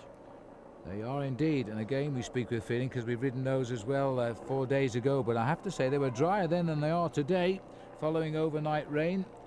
As we're still with this group here, and it's nice to see that Rolf Sorensen is right here in this group, a very good rider from Denmark. And a typical move from him will be a lone break near the end. It certainly wouldn't be the sort that Peters is doing right now. There is Leon Van Bon. No, it's not. It's Sven Nys. Almost can't recognize anybody anymore now. Here comes Leon as he goes through. Just doing enough to say they're going through and off without disrupting the pace too much on the teammates of Domo. There's Ludo Dierkson's almost calmed down after his puncture. Awkward change it was too, so he's had a tough chase to get back, but he seems to have recovered. Difficult situation for him to be in right now because his friend and training partner is the man off the front of the main field. We might find a situation where he doesn't really want to chase him down too much and he'll leave it up to the other riders in this group. The impetus not great right now. I think they will have a status quo for the next 30 or 40 kilometers.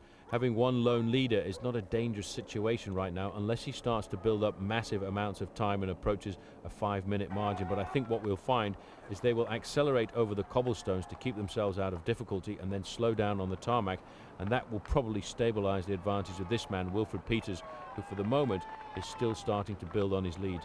This is Pavé 11, 3.7 kilometers in 2 slices. He gets a small bit of respite, but even so, they are dry now. The weather up this part of northern France, thankfully not as bad. The showers are very unpredictable. They're coming through and just dumping on certain sections of the race, and other places don't get rain at all. But the good thing is, Paul, the spectators keep moving around this course, and they don't just see the race pass by once. Well, if you know how to get your way around Paris Roubaix, it's pretty impressive. You can see it 4 or 5 times because it's all through the fields of the northern part of France, and there's a lot of side roads here. If you have a good map, you can pick your way through and see the road on a number of occasions. And most of these people who come out to see the race, they actually take portable televisions with them as well, so they can keep up to scratch on just exactly where the race is unfolding.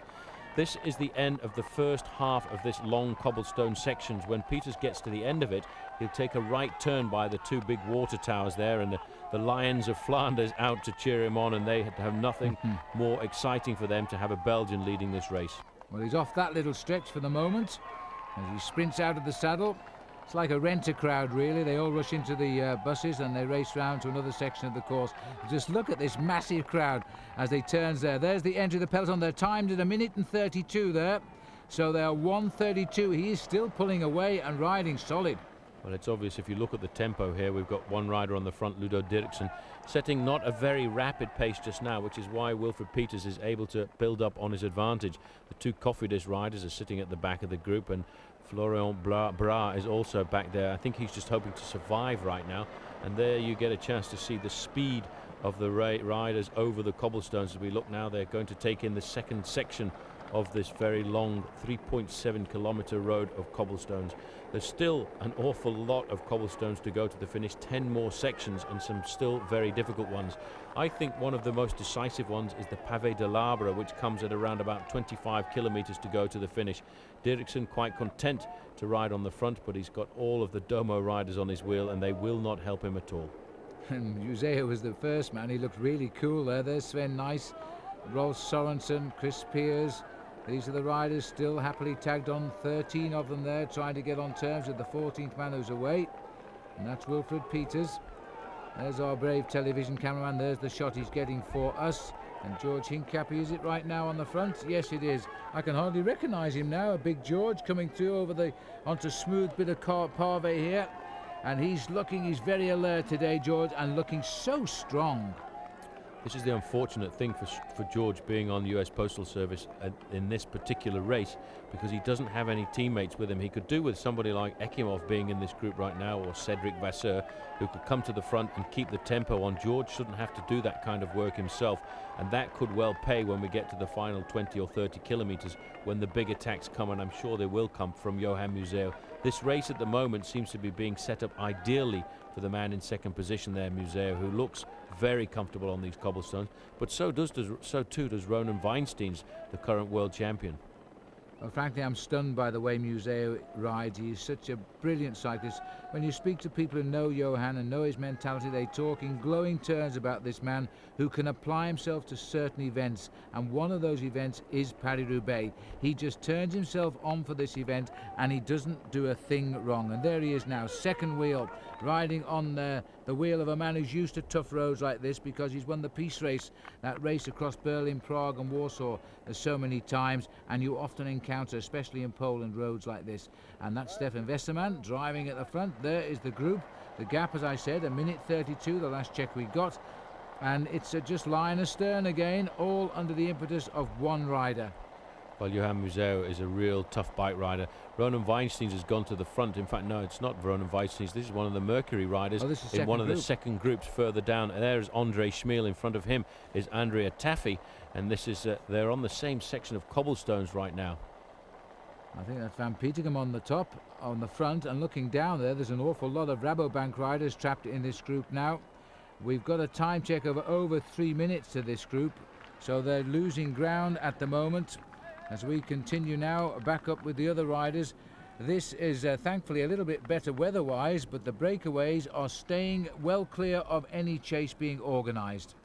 Well, these riders are an awful long way behind. The last official time gap we had for them was around about 3.5 minutes. Yeah. And the pressure doesn't really seem to be on very much at all. But just going back to what we were saying before about Johan Museo, he's been professional since 1988. He's got almost 100 victories in his career, Phil, but he really has, I would say, have been the classics rider of the 90s. Before that, we regarded Sean Kelly as being the classic man of the 80s, but Museo is a man who specializes in one-day bike races, which is strange because when he started off his career, he was regarded very much as a bunch sprinter, the very same way that Eric Zabel seems to be developing right now. Zabel, although he was a great bunch sprinter when he turned professional, he now seems to be able to ride the one-day races as well. I think it comes with age, unfortunately. The twitch fibers tend to disappear, but the strength gets double as to what you start out with as a young pro bike rider. Looking at Wilfred Peters, the man who has taken the bull by the horns well and truly today, As he left the Forest of Arlenberg, he continued on when he saw George Hincapie fall down, and has continued on now and built a lead of over a minute and a half. Well, Hincapie putting the pressure on the second half of this very long section of cobblestones, and he's riding right off the front at the moment, sitting on his wheel, tucked very nicely in there, was one of the Domo riders, and in fact it's Johan Museo in person.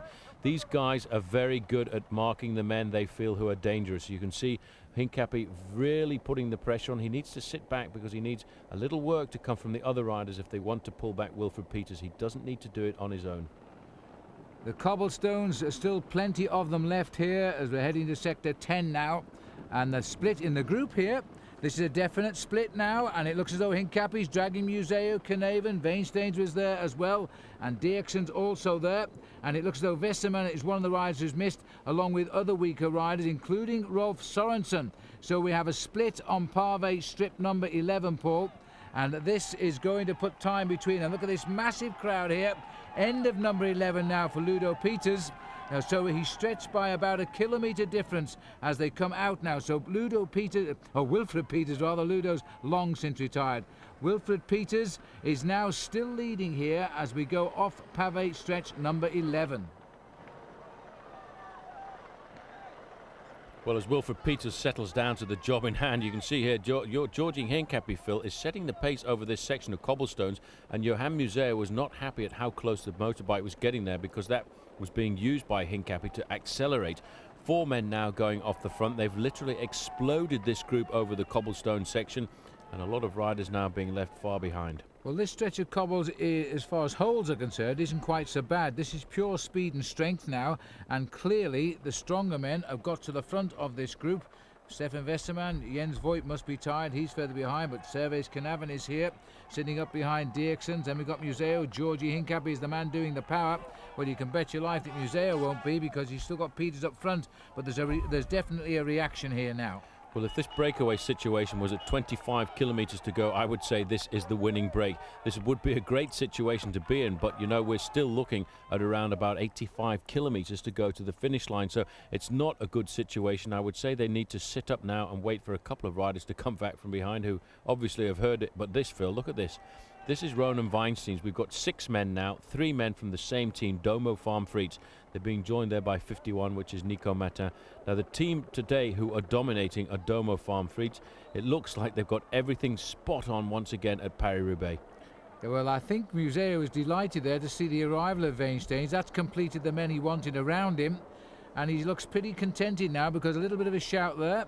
He's having a word with Nico Matin. Guy wants him to do some work as well. He's going to say, well, I've no reason to chase. Gets George to go by him as well. He's just checking again on Weinsteins. The other rider up here is Servais Knaven. George we've seen, and this is a very, very powerful 6-man group now, especially when you have the Iron Horse himself.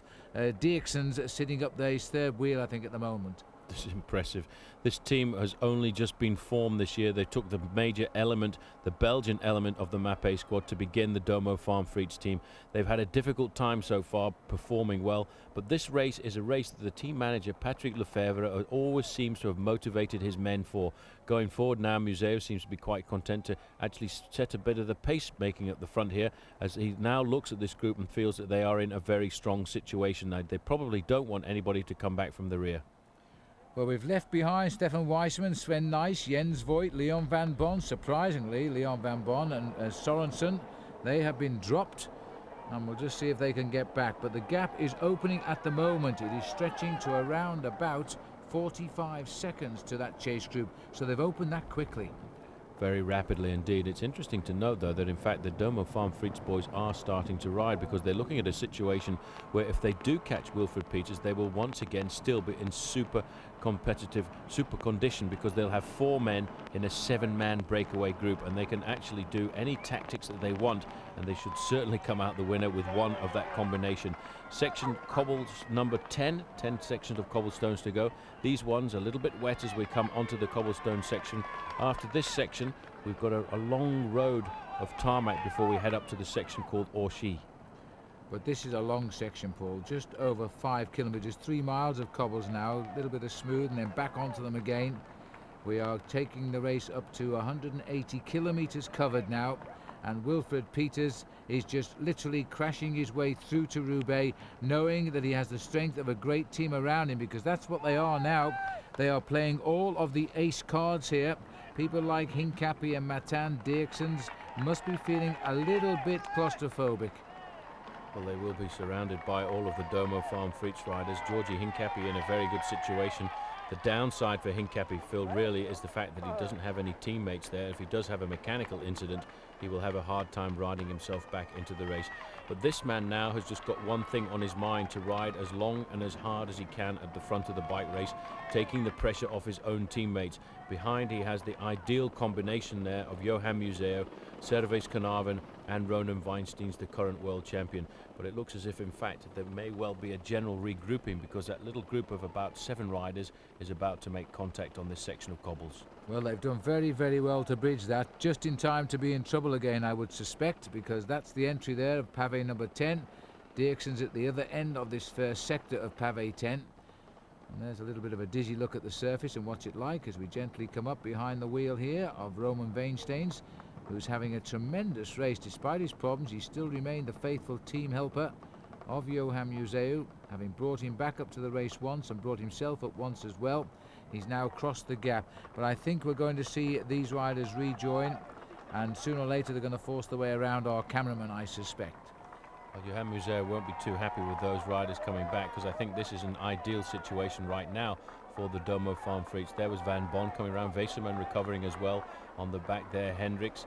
The man still surviving on the back. The last 2 riders in this group are in fact the members of the early 6-man breakaway of today, Florent Bras and Jens Voigt. Voigt, the German rider on Credit Agricole in the green shorts there, having a very good ride here today. Superb riding by Bras. He really is working well to stay in with this very select group of accomplished hard men of world cycling, and that must also apply to Leon Van Bon there, the Dutch champion currently, riding in the new colours for Mercury Viatel and hopefully riding for the place in the Tour de France. They've certainly deserved it, but they are having a spell of bad luck in these classics too. It was good to see Greg LeMond at the start this morning, looking a lot slimmer than he has over the last couple of years, and very excited to mix it again over in Europe with the international cycling circuit. And he too, I think, come across for some politicking to try and get his team, Phil, into the Tour de France when the selections are made in around about a month's time.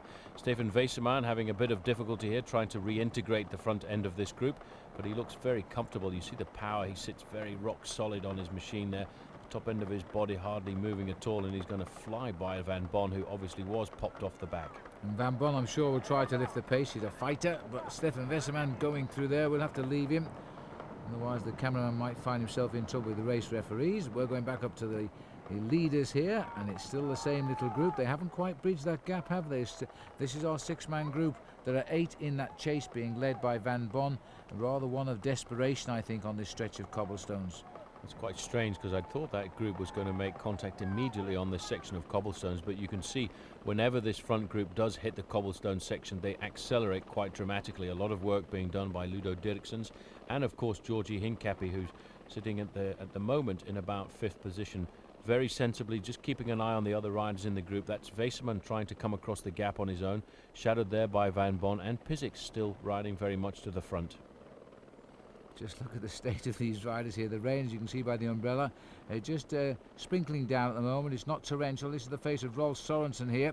You know, there's every chance that these are fighters, these men. They're not going to give up very easily at all. Sven Nys is the least experienced of them in 3rd place, but he's trying now to bring them all back. That's de Klerk right on the wheel there of Sorensen. Then Jens Voigt, those long legs of his. He's a powerful bike rider, is Jens. Broad at the back. These 5 riders are slowly but surely crossing the gap. Sorensen there's the first man on that group of 5, and he seems to be having a hard time following the pace. At the front, we can see the current world champion is also having a hard time following the pace being set by these riders over this section of cobblestones. But he is a very courageous rider. He was unlucky, Phil, there a few moments ago to puncture at probably the worst possible time in the whole of the race, to puncture 500 meters before the forest of Arenberg. He has recovered, and his jersey looks absolutely stunning here compared to the front shots we get of these riders. The world champions jersey with the rainbow bands around it is really riding well in the classics this year, and it's great to see that a world champion can ride at the front of the one-day classics. 47 kilometres in total. We're still left with quite a chunk to do as we're on the longest double stretch here that totals 5.1 kilometres. We're off the end of that little lot, and these boys now try to shut down the gap. But the leaders here are making it very, very difficult. And let's not forget, as we occasionally do, that man who's still out in front, Wilfred Peters. Nobody able to get to him at the moment. This is another group further back down the road there. This is Schmil. This is Schmil trying to ride across here with Peter van Petegem, and right on his wheel, the rider from the Lampre team there is actually Maximilian Chiandri. As he said before the start, this is the first time he's had the possibility to ride a very wet Paris Roubaix. A great Tour of Flanders last week for him, and I think approaching 35 years of age, Chiandri now is having a rejuvenation and riding a lot better than he did in the last couple of years. Well, it's nice to see Van Petegem. He's done a good ride to break out of the group and catch up with André Schmil. Schmil, I'm sure, was happy to see them arrive alongside, but the sad news is they're 3 minutes and 40 seconds down, and I don't see them bridging that gap. But you never know. They are excellent bike riders, great pedigrees, and all of them know how well it is to ride Paris-Roubaix. Here's the group here. Number 51, Nico Matan. Number 3 is Servais Canavan. Number 6 is the world champion. And he is in with a real shot now of becoming the World Cup leader. And Vesseman is the first of the emissaries to get across from the group behind. Well, that's a good comeback, because he was around about 200 metres behind at one stage, so he's ridden very deeply into his reserves to try and pull himself back up to this group. We're now looking at a 7-man chase group, but still the odds very much on the side of Domo Farm Frites as we come into the second part of this 2-section cobblestones, which, as you said, is almost 5.5 kilometres long in total. George taking them on there. He's got first position now, George Hincapie, as he takes them down the centre of the road. Vesseman did well to get himself onto this cobblestone section before it started. The others obviously not quite on, otherwise they'll be round our TV camera. But we're looking from the helicopter here now. There you can see clearly the 7 men. So when Vesseman passed Leon Van Bon, Leon could not lift his pace and grab his wheel. And when we look round to the left, we might get some idea as to what has happened to the rest of that breakaway. But George is the leader now, the man who loves Paris-Roubaix and is looking to try and beat the best ever finish of Greg LeMond, who's got the best American finish in this event of 4th. Well, Chris Peers and Van Bon are a little bit off the back of this group right now, trying to integrate with the leaders. As we get a look here at the man who is leading this bike race, this is Wilfred Peters. He now is riding a long, lone race at the front, but he's never really had his advantage very much more than a minute and a half. And the last time check we had, it was hovering at 53 seconds. So the group behind have got him in sight, Phil, nearly all of the time on these long, straight roads, but he will not give up. He will ride at the front for as long and as hard as he can to put pressure on the opponents in the group behind, as this man is right now, Georgie Hincapie and Ludo Dirksens.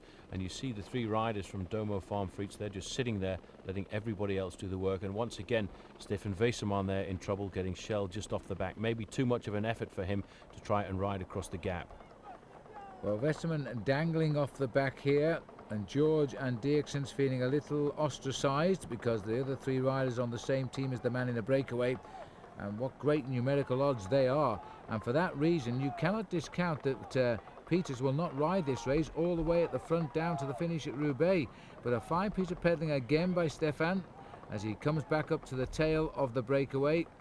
And it looks like the back seat there of Nico Matan. Well, he recovered very well there to ride onto the back, because normally on a section of cobblestones like this, Phil, if you are popped off the back, you don't have a chance at all of getting back into the group.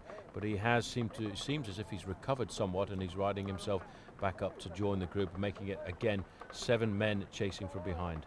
Now we mustn't get too excited, but the sun has just peeped from behind the clouds. Well, it'll be nice and pleasing for the riders and dry all that cake mud on them. There's a few little pieces of cake mud just for our lens here, as Stefan Vesseman spits it up off his back tyre. But the German rider, who is back, been training for a long time in Australia, quite a few weeks in fact, throughout December and January. He has good form, and this is one of the races he'd love to do well in right now. He's made a big effort there to rejoin, and he's done it without the rest, and we're not too sure where the rest are just now. Maybe we'll catch a glimpse of them, but they obviously haven't come back. Well, Ludo Dirksen seems to be weakening a little bit now. The pace over these cobbles is not as high as it was just earlier. When they come to the end of this cobblestone section, they have a long section on the smooth roads of around about 10 kilometers, that's 6 miles. And then they come to a very difficult sections at the section of Orchy, and that's when the race really does start to hot up, because that section of Orchy is the next really muddy section of cobblestones they're going to hit. And here is poor old Stefan again in big trouble. He's again detached from the back. He just can't ride these cobbles like the boys at the front just now. He's taken the less cobble section off on the bend there, and he looks as though he's got a problem with his pedal pull. Now, I mean, there's no comparison with me and him, but when I was riding the cobbles, my foot kept jumping off the pedal because of the vibration, and he seems to have a similar problem. Well, the one problem could be, and I think that is his problem why he keeps coming off the back of the group here, it's not a problem of physical, it's a mechanical problem.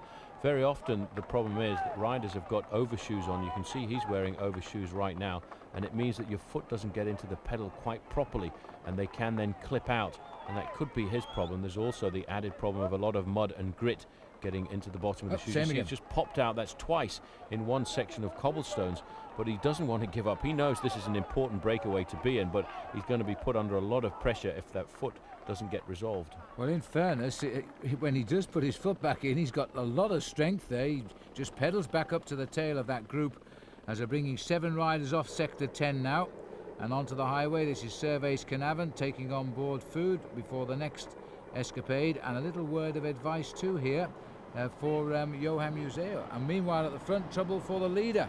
Well, I think this is a problem with his bottle carriers. This is something that very often happens in Paris Roubaix with the bottle carriers and the vibrations, and Wilfred not very happy at all there, because these guys are not used to actually doing that kind of moving repair as the team mechanics is in the car behind are. Now let's have a quick look there. You can see he's now carrying his bottle on the down tube holder there. That must be that he had a problem with the bottle carrier on his machine, but he seems to be getting back down now to the job in hand. His advantage still Phil, hovering at 50 seconds, but he still looks exceptionally strong. He's riding a very concentrated rhythm here at the front, keeping himself very much concentrated on the job in hand. Well, surely his job here is to just bury himself, to stay with his maximum strength he's got, not give a thought of the finish at Roubaix, knowing that as long as he can stay out there, he is taking all of the pressure off the boys behind. They are in such a strong position right now, the Domo boys, and they know it, of course. He'll know exactly where they are. We're still not getting too many time checks, but we are talking, I think, of still a minute, a good minute here. I think it's going to stretch out though, because you can see a lot of discussions happening. This is, as I said, a very long section of smooth, good road, so riders getting their chains greased, getting everything oiled and repairs done before they come up to the section of cobblestones at Orchy, which is a very dramatic section of cobblestones known as the Road of Prayers, and unfortunately after the Road of Prayers it's called the Road of the Abattoir, so one or two riders going to find themselves nailed along there. There is Carnavon. This is Westerman, seems to have sorted out his foot problems at the moment. In fact, he's taken his shoe covers off there, Phil, so that may well be what the problem was for Stefan Westerman. You can see the white shoes now. Before he had those aerodynamic shoe covers over the top. And Nico Matam is the other rider who's come there, and we're back up with the leader now. Lovely summer's day now, but it isn't summer, of course. It's April and it's extremely cold. But Wilfred Peters is getting on with a great job here, having broken away in the forest of Arenberg. He's now ploughing on through the lovely little town of Orchy, and then what is a rather nasty stretch of cobblestones just around the corner. Well, he's in the town right now. He's probably 2 kilometers away from that section of cobblestones, and again it's sort of 2 sections of cobblestones bonded together by a smooth tarmac left-hand bend in the middle. The distance of that section of cobblestones is 1.7 kilometers, very long, and in the past it's been exceptionally muddy, and we have seen some dramatic crashes in the corner at the end, where a couple of years ago I remember Franco Ballerini going straight on and into the crowd. The boys here on the front slowly coming back together, I think. I think this breakaway is swelling. There's been a hard chase being put up by the others. We'll see who has got back, if anybody, as Dierksens goes through. Martin looks over his shoulder. Oh yes, Leon Van Bon has rejoined, the rider on the right here, Sherwen Carnavon. And I think Chris Pears has got up for Cofidis as well. So we've got a bigger group. There are riders missing though, and we'll try and find out who they are. I don't see I saw Van Bon, he was there, that's right, yeah. This group now is going to be 9 riders strong. They are approximately 50 seconds behind, and there's another group of riders 2 minutes 10 behind on the road at the moment. So we're still looking at a pretty serious situation for these riders. Although there are 9 men in the group now, it may well change tactically, because although we have 3 riders from Domo Farm Frites, we've got 2 Cofidis riders, Nico Martin and Chris Peers. So that will change the physiognomy of the group, and they will then probably find allies in Stefan Weserman and George Hincapie. And I'm sure that slightly later on, these riders will work together to try and pull it out. That's a confirmation of the board telling us 50 seconds is the deficit they have on Wilfred Peters at the moment. Well, they've kept him. He hasn't exactly ridden away from them, has he? Despite all of the problems here and the fact that 3 riders in this group at least are not working at all. This is the face of a very determined Romans Weinsteins, world champion this year. And this group more or less all back together, I think. I think everybody has rejoined, so we've got the same group chasing now that we've had for some time. Coming up to the top end of the village here now, make a turn. We're leaving the town of Orchy now, a little bit of an industrial estate area when we cross the highway. Then we find a little track down the side that disappears onto a cobbled stretch of road. In fact, if it wasn't for this cobbled stretch of road, it would be a no-through route, because you wouldn't be able to get there because of the auto route which travels between Paris and Versailles. Wilfred Peters now in a few moments, Phil, is going to take the right-hand corner. He's round the back end of the motorway. On the left-hand side, he'll see a pedestrian bridge, and he will know then that he will turn almost immediately to the right, and he'll be on the section of cobblestones known as the Chemin des Prières, the road of prayers. And he will certainly be praying for a victory today, because, as you said, he's finished 3rd and 2nd in Paris Roubaix, and if things worked out strangely, he could find himself in a position of being the leader and the winner of this bike race. But with his advantage never really stretching much more than the 1 minute, I find it very hard to believe that Wilfred Peters is going to win this bike race. This is it. This is the next section of cobblestones, and you can see it is on occasions very muddy indeed, and a very popular section of cobblestones for the spectators to come to. And the black and white flag there is the flag of Brittany here in France, and they've come down for the spectacle of the Northern French race, which is in the department by the end of the Pas de Calais. And Picardy, and it's a lovely area of France, this, some great cycling roads. There's the USA flag too, and they've got every reason to fly that flag high today, because George Hincapie, he may be outnumbered at the moment, but he is riding absolutely superbly. The cobbles have almost disappeared on this section beneath the mud. This is a farm track used perhaps by cows and the odd tractor normally, and not certainly by cyclists. It's hard to believe we're in northern France here, because the majority of these flags at the side of the roads are the flags of the Lion of Flanders, and that is the nickname they give to Johan Museo, who is in this group right now. And there's a little sign coming onto the cobblestone section there which actually said Johan Museo is the Lion King. The Lion King is a nickname which is normally given to Mario Cipollini, but certainly I have to say Johan Museo is the king of the classics. But the man who's king of this group at the moment today, Phil, is Ludo Dirksen's, because every time there's a section of cobblestones, he's right on the front, hammering along, trying to blow everybody to smithereens. And although the Lion King's Seiko team is here, by the way, Big Mario certainly is not, and none of the Seiko riders have been seen up near the front runners today. It's not really a race for them. In fact, it's a race for the rugged men from Belgium and the surrounding countries of that nation. Here we are then on this is Leon Van Bon, slipping slowly backwards and not looking at all good there, Paul. I think he's losing ground pretty rapidly. He is. It's all because of the pressure there. The front 2 riders on the far right-hand side there, that is Dirksen's and Hincapie, and in fact Johan Museo has also been left behind on this section of cobblestones. There is a world champion, and in fact he stopped. This is Peter. This is Museo. Museo here at the head of the race has got a flat tyre. Now, this would reduce the odds a little bit. Is Weinstein's going to hang off again? I didn't see him waiting back there. As again, cold hands and thick gloves means it's hard to adjust the skewers.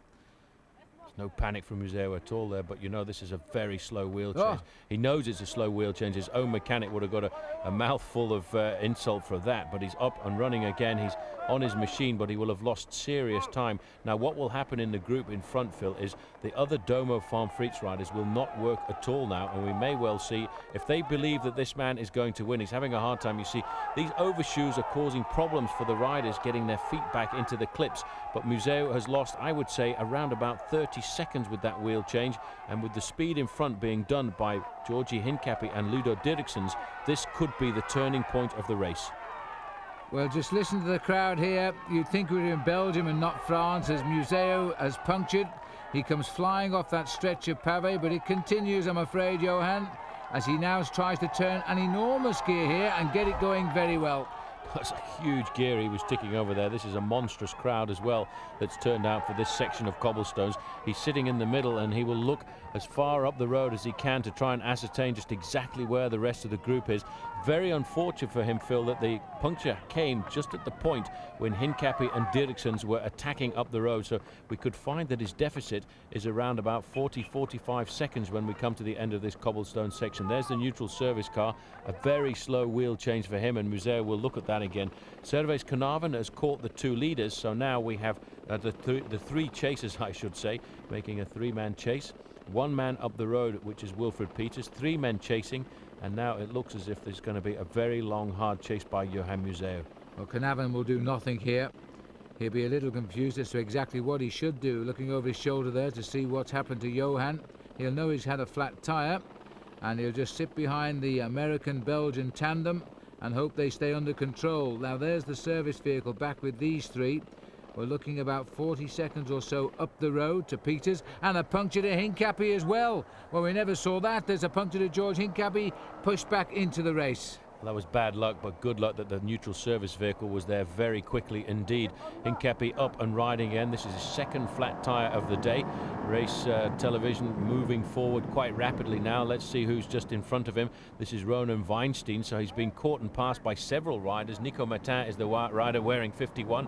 A little further up the road we'll get a chance to see just how this section of cobblestones has literally dynamited the race to pieces. This is Stefan Weissermann, Servais Knaven, so in fact this is quite a recovery by Stefan Weissermann as well. Again, Phil, mad, unbelievable problems he's having there with his pedals. He's not going to be a happy camper, but he has to.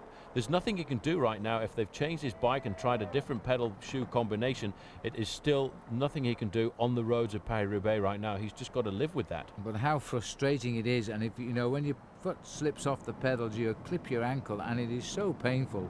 And Stefan just gets on with the job. He's such a hard man, and he's got himself into the group here now. And these three are the first three on the road chasing the leader, and they keep on changing. We've seen that, but at the moment it's Weissermann, Dirksens and Servais Knaven in that order.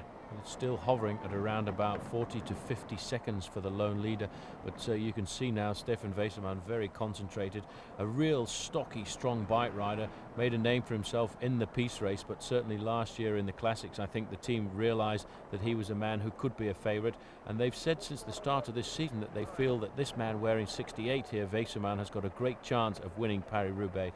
A few moments ago the whole of the race tactics would have been dominated by Domo Farm Frites, but in the matter of one section of cobblestones all of the Domo riders have disappeared. We've got Weinstein's chasing in a small group behind, and further back down the road the Lion of Flanders himself, Johan Museo, put into difficulty with a very badly timed flat tyre. Well, watch out, because I really don't know exactly where they all are positioned at the moment. Hincapie also chasing, of course, and we haven't seen him come back. There's a big cheer for Museo the Lion King, written in English, which was rather interesting, as we see the three riders here still chasing Wilfred Peters. It would be nice if our camera could now take a searcher down the road, because as far as we know everybody is up and riding. They are not too far behind. Hincapie is with Museo, we understand, and Weinsteins is riding with Nico Matin, and they're all getting themselves reorganized. These riders continuing though, because you never know just when it'll be your turn to have bad luck. Well, Knaven now, this is in fact Johan Museo just getting onto the tail of Ronan Weinstein, the world champion. So we've now got four riders chasing here. In this group is Georgi Hincapie and Nico Matin. So it's a four-man chase group. A little further up the road we can see the red car, so they're about to get onto the tail of another group. But this is what happens when you come out of a section of cobblestones. It can be absolute and total chaos. Up the road are the three riders. It looks like seven will become the leading chase group again. Just gone past 50 to go there. Still 50 kilometres to go. Just more than 200 ridden right now. And one or two have had more than their fair share of problems today, as an acceleration again from the pack. And it's Big George who's turning the screw this time. He is riding superbly. A different rider this year now. So confident. It's all come from that big win in Ghent-Wevelgem. This is Chris Peers and Leon Van Bon, another group of 2 riders trying to pull themselves back into the leading group at the moment. But in fact, I think Van Bon having a hard time. You saw the quick flick of the arm there. That was to ask the rider in second position to come forward, and Van Bon couldn't do that. These are the 3 chasers. Dirksen on the front, followed by Weseman and Knaven. And at a roundabout, in fact, it's not even worth giving a time check there because they've just integrated the group. 7 riders now chasing 1 lone leader, Wilfred Peters. And they are sticking together like limpets despite whatever happens here. This is Dirksen's, the strong man from Belgium. Hi, I'm Greg LeMond. You're watching World Cycling Productions.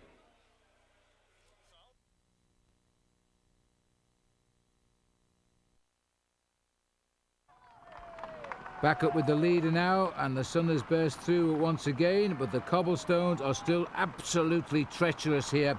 We're now on Sector 8 with the leader at Auchy-les-Auchy.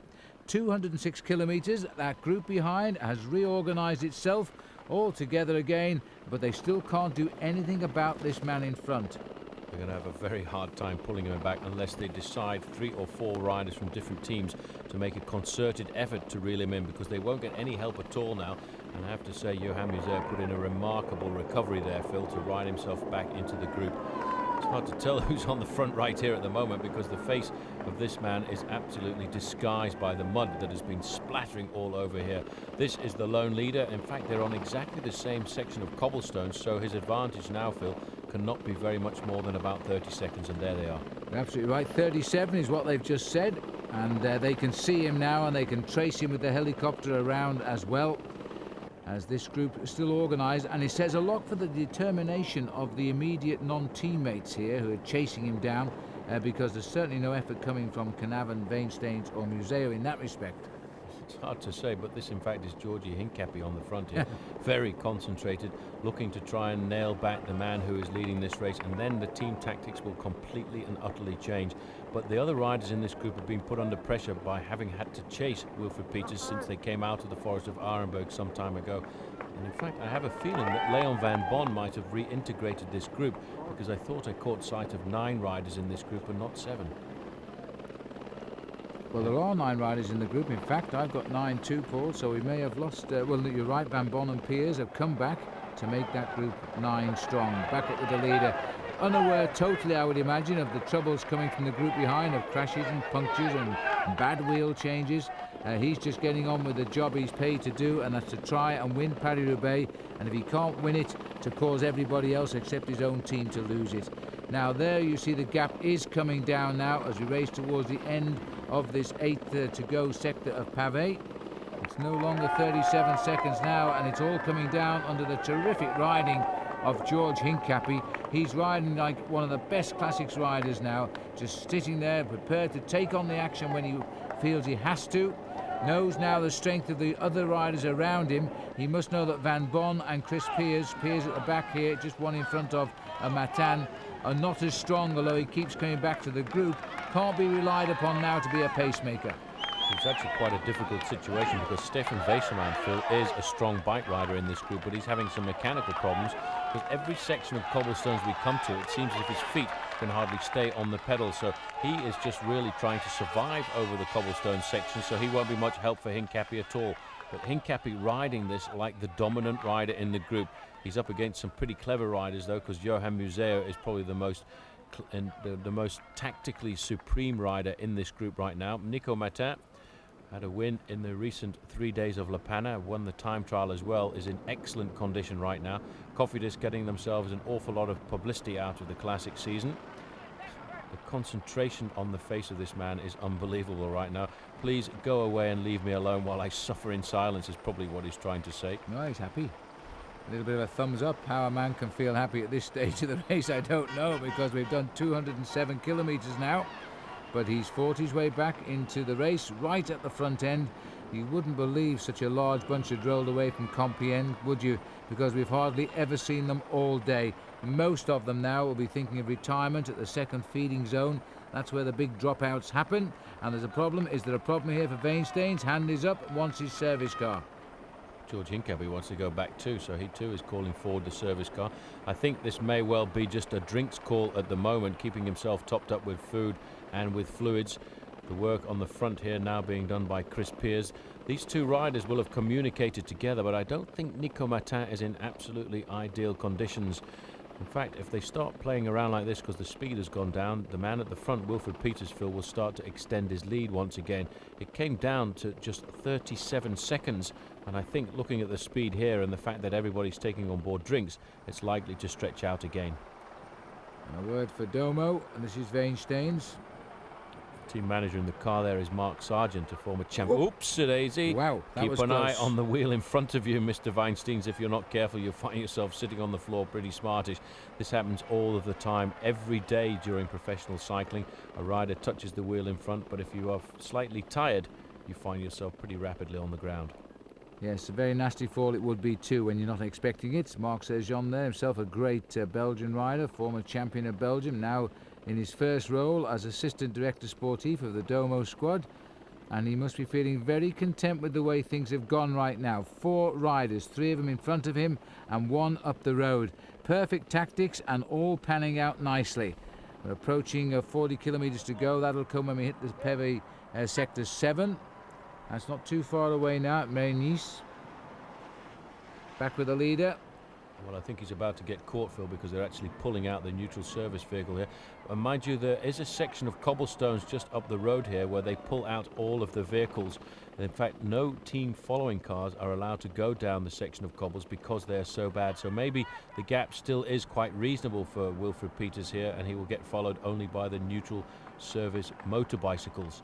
I think that could be what the situation is, because looking back down the road, I think he's stretched his lead out to around about 45 seconds. A chance here to look at how much these machines are being punished on a day like today.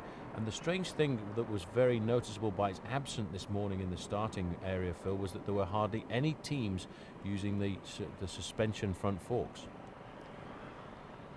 Yes, well, that's quite interesting, because when Gilbert Duclos-Lazal won a few years ago, virtually all of the race field opted for those suspension forks. But you can see here that Eddie Merckx of Wilfred Peters certainly hasn't got any fitted today. Now he's heading up now for Pavé number 7. As Paula said, this is a nasty one, no cars allowed. And the regrouping behind has given us again 9 chasers. Latest we've got on André Schmiel is he's still in that group at 2 3/4 minutes. So he's hovered, held and come slightly closer when that group has slowed down. But that's still 2 minutes, you know, to the rear of those 9, and that's a long way. It's been a very strange race. You would never have expected to see so many stars in a group of 14 or 15 riders going clear with almost 150 kilometers to go to the finish, because the original breakaway containing the men like Wilfred Peters and Johan Museeuw and Weinsteins left in the early section of cobblestones with 150 kilometers or 100 miles to go to the finish. And it seems now as if everything has stabilized out. Even this group here we're looking at with the big names in there, they're not pulling in on Wilfred Peters. And if they don't take control of the race quite shortly, this man might open his gap up once more, which at one time looked as if it was going to be completely annihilated. Well, I think it has gone further ahead, you know. There's certainly no action here. They're just holding their position. He's kept on the rhythm. I think he's crept away. I think he's pushed it up to probably 3/4 minute. It's the Domo Farm Freak car up alongside there, chatting away with Johan Museeuw. They're probably discussing the situation out on the course and just exactly what they want these guys to do. It's going to be difficult for Museeuw. He'll be quite happy to sit on these guys at the moment and allow his own friend Wilfred Peters and teammate to stay off the front. But he will want to win himself. He's won this race before. He won it last year, which was a great comeback. And I remember him crossing the line and pulling his foot out and showing the crowd his knee. There he is right now, and he seems to have come back, Phil, once again from another accident, a motorbike accident, even stronger than he did before. Hincapie, on the other hand, looking very much at a tranquil rider today, nice and relaxed, perfectly positioned on his machine, goes to the front on the cobblestone sections when he needs to, keeping a close eye on the other guys in the group. He may be a little bit frustrated by the fact that he's isolated in this group. He hasn't got any friends here and no teammates at all. Certainly a group for the men on form, because 1, 2, 3, as they finished in Gent-Wevelgem, Hincapie, Van Bon and Westerman are all in this group. So they've got the legs, they should be confident. Back up with the leader now, swings out on a nice wide stretch of road for a change. Wilfred Peters is pulling clear now, 45 seconds the last check. So almost reeled in, starting to run out again. That's very strange, because he looked as if he was a man who was totally spent, but he hasn't given up. He's obviously got the nod from the team management to keep going, keep the pressure on, even if they come close. Do not surrender until they overtake you. So right now he's getting down into a fairly concentrated position. He looks as if he's got a great time trialing position just now. His job, Phil, really is to take the pressure off the shoulders of his teammates as we head up towards the finish in Roubaix. It's an awful long way to go, but this man is one of the tough men of the sport. There are not many Wilfred Peters around, and the only man I can really compare him to was the great Sean Yates, who was probably the second highest British finisher in Paris Roubaix, behind Barry Hoban, who finished third place on the podium here. What a ride that was. Barry Hoban also won 8 stages of the Tour de France, and one of the few men who beat Eddie Merckx in his heyday as well, when he won a semi-classic in Belgium. That was Gent-Wevelgem, in fact. Now, looking down from the helicopter, these are the select band of 9. 3 of them are passengers. The other 6 don't seem to be organising themselves that well, but they are holding Peters. He's not slipping away. We are left with still another 7 sectors of pavé to come. The last one we don't really count. It's just the run down the last kilometre. Van Bommel passes quickly through our camera. There's Johan Museeuw, last year's winner. Not the first time he's won Paris Roubaix either. Looks very cool, doesn't he? Happy with the way things go. He's almost laughing here. He's almost smiling there, Paul. He's content. He could never have imagined this race would run like that. Now an attack by who else but Ludo Dierksens. Dierksens is a tough guy, but I think Johan Museeuw now feels that he's got this race almost in his hand. He feels confident. He looks confident. He's very relaxed. Anytime there's an acceleration, he just jumps onto the tail end of it. He feels that this race is certainly going to go to his team, and he would very much prefer it if it went to him as well, because he is a man who loves Paris-Roubaix. He's been a great king of the classics over the last 10 years or so, and the last team car up there having a chat with their riders is in fact the Cofidis team car. They've got 2 men in this group, Matin and Piers.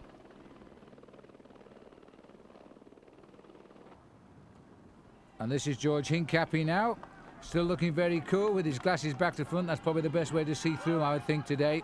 Hincapie looking good. Van Bommel and then Matin. We're now on sector pavé number 7 here, and this rider still very much holding his own as they're coming to around about 42 kilometres to go at this point.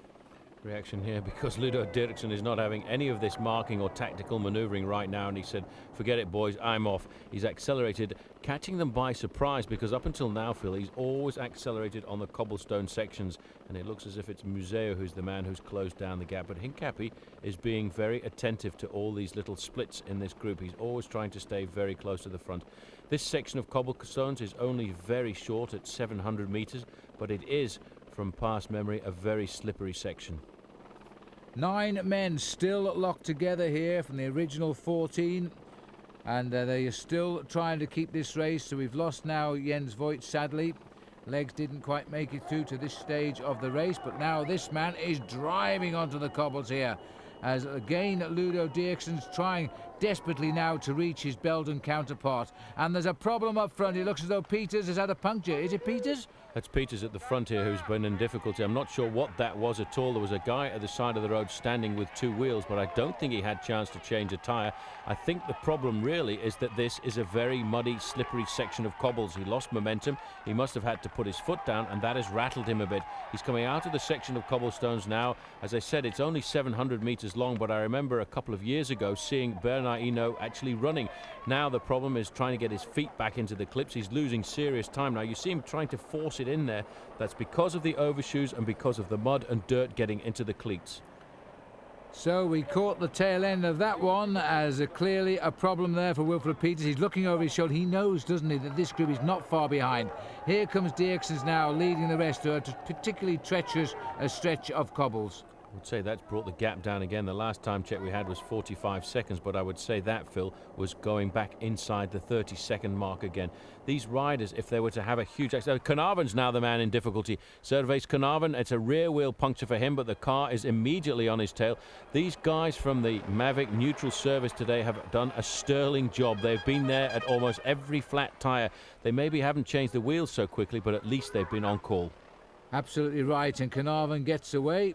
It's so hard because all of the gear clusters and the skewers and differences in equipment these days, the wheels have to be lined up as well as fitted to the frame.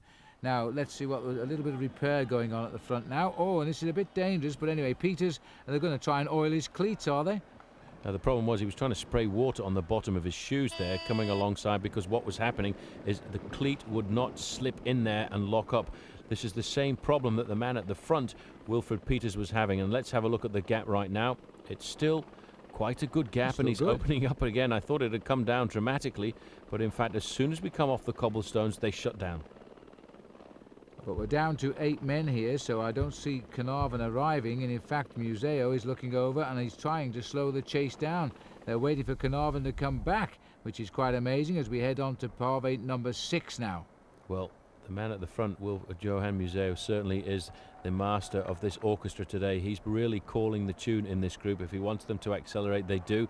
If he wants them to slow down, they do the same. And he is slowing them down, trying to keep Domo Farm Frites in the tactically superior position of having 3 men in this group and the 1 man off the front.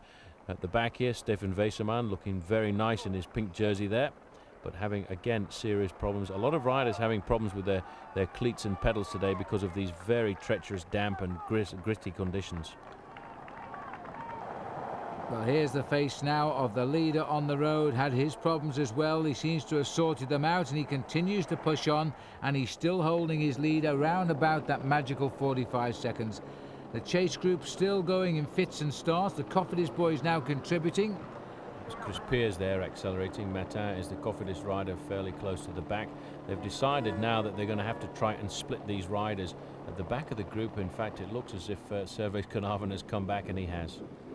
He's got on, and I think he will go up and thank Museo for that, because they sort of controlled the race till he rejoined, but Servais is back. And, well, they've all had the problems, Paul. Every one of the Domo boys in the race, including Peters, have had reasons to stop, and they're still there dictating the situation. Well, I think most people at the end of today will have a hard luck story to tell. Even George Hincapie had a puncture at a very wrong time. Inside now, the 6th section of cobblestones, and it looks as if Wilfred Peters has actually picked up the pace somewhat. This is the section of cobbles known as the Pont Thibault, not to be confused with the Pont Gibus. And you can see now that Wilfred is absolutely hammering down this road here. 217 kilometres can be ticked off now. The French flag there indicating the wind slightly behind Wilfred Peters. But look at this section of water. Look at that motorbike as well. Oh my goodness me. It is so deep at the side of the road. I think somebody should have actually gone upside along Peters and reminded him that maybe these cobblestones are a little bit damp, because the way he went round that corner there, Phil, it was almost as fast as I would have gone round it in dry conditions. Quite amazing. This man has got no fear. The latest check on the Schmiel Shandri Sorensen is back there as well, by the way, now dropped from the leaders, and the group that's coming behind there is 2 minutes and 20 seconds. So Big Rolf has been picked up by Andre Schmiel and can tell him all about what's happening up here.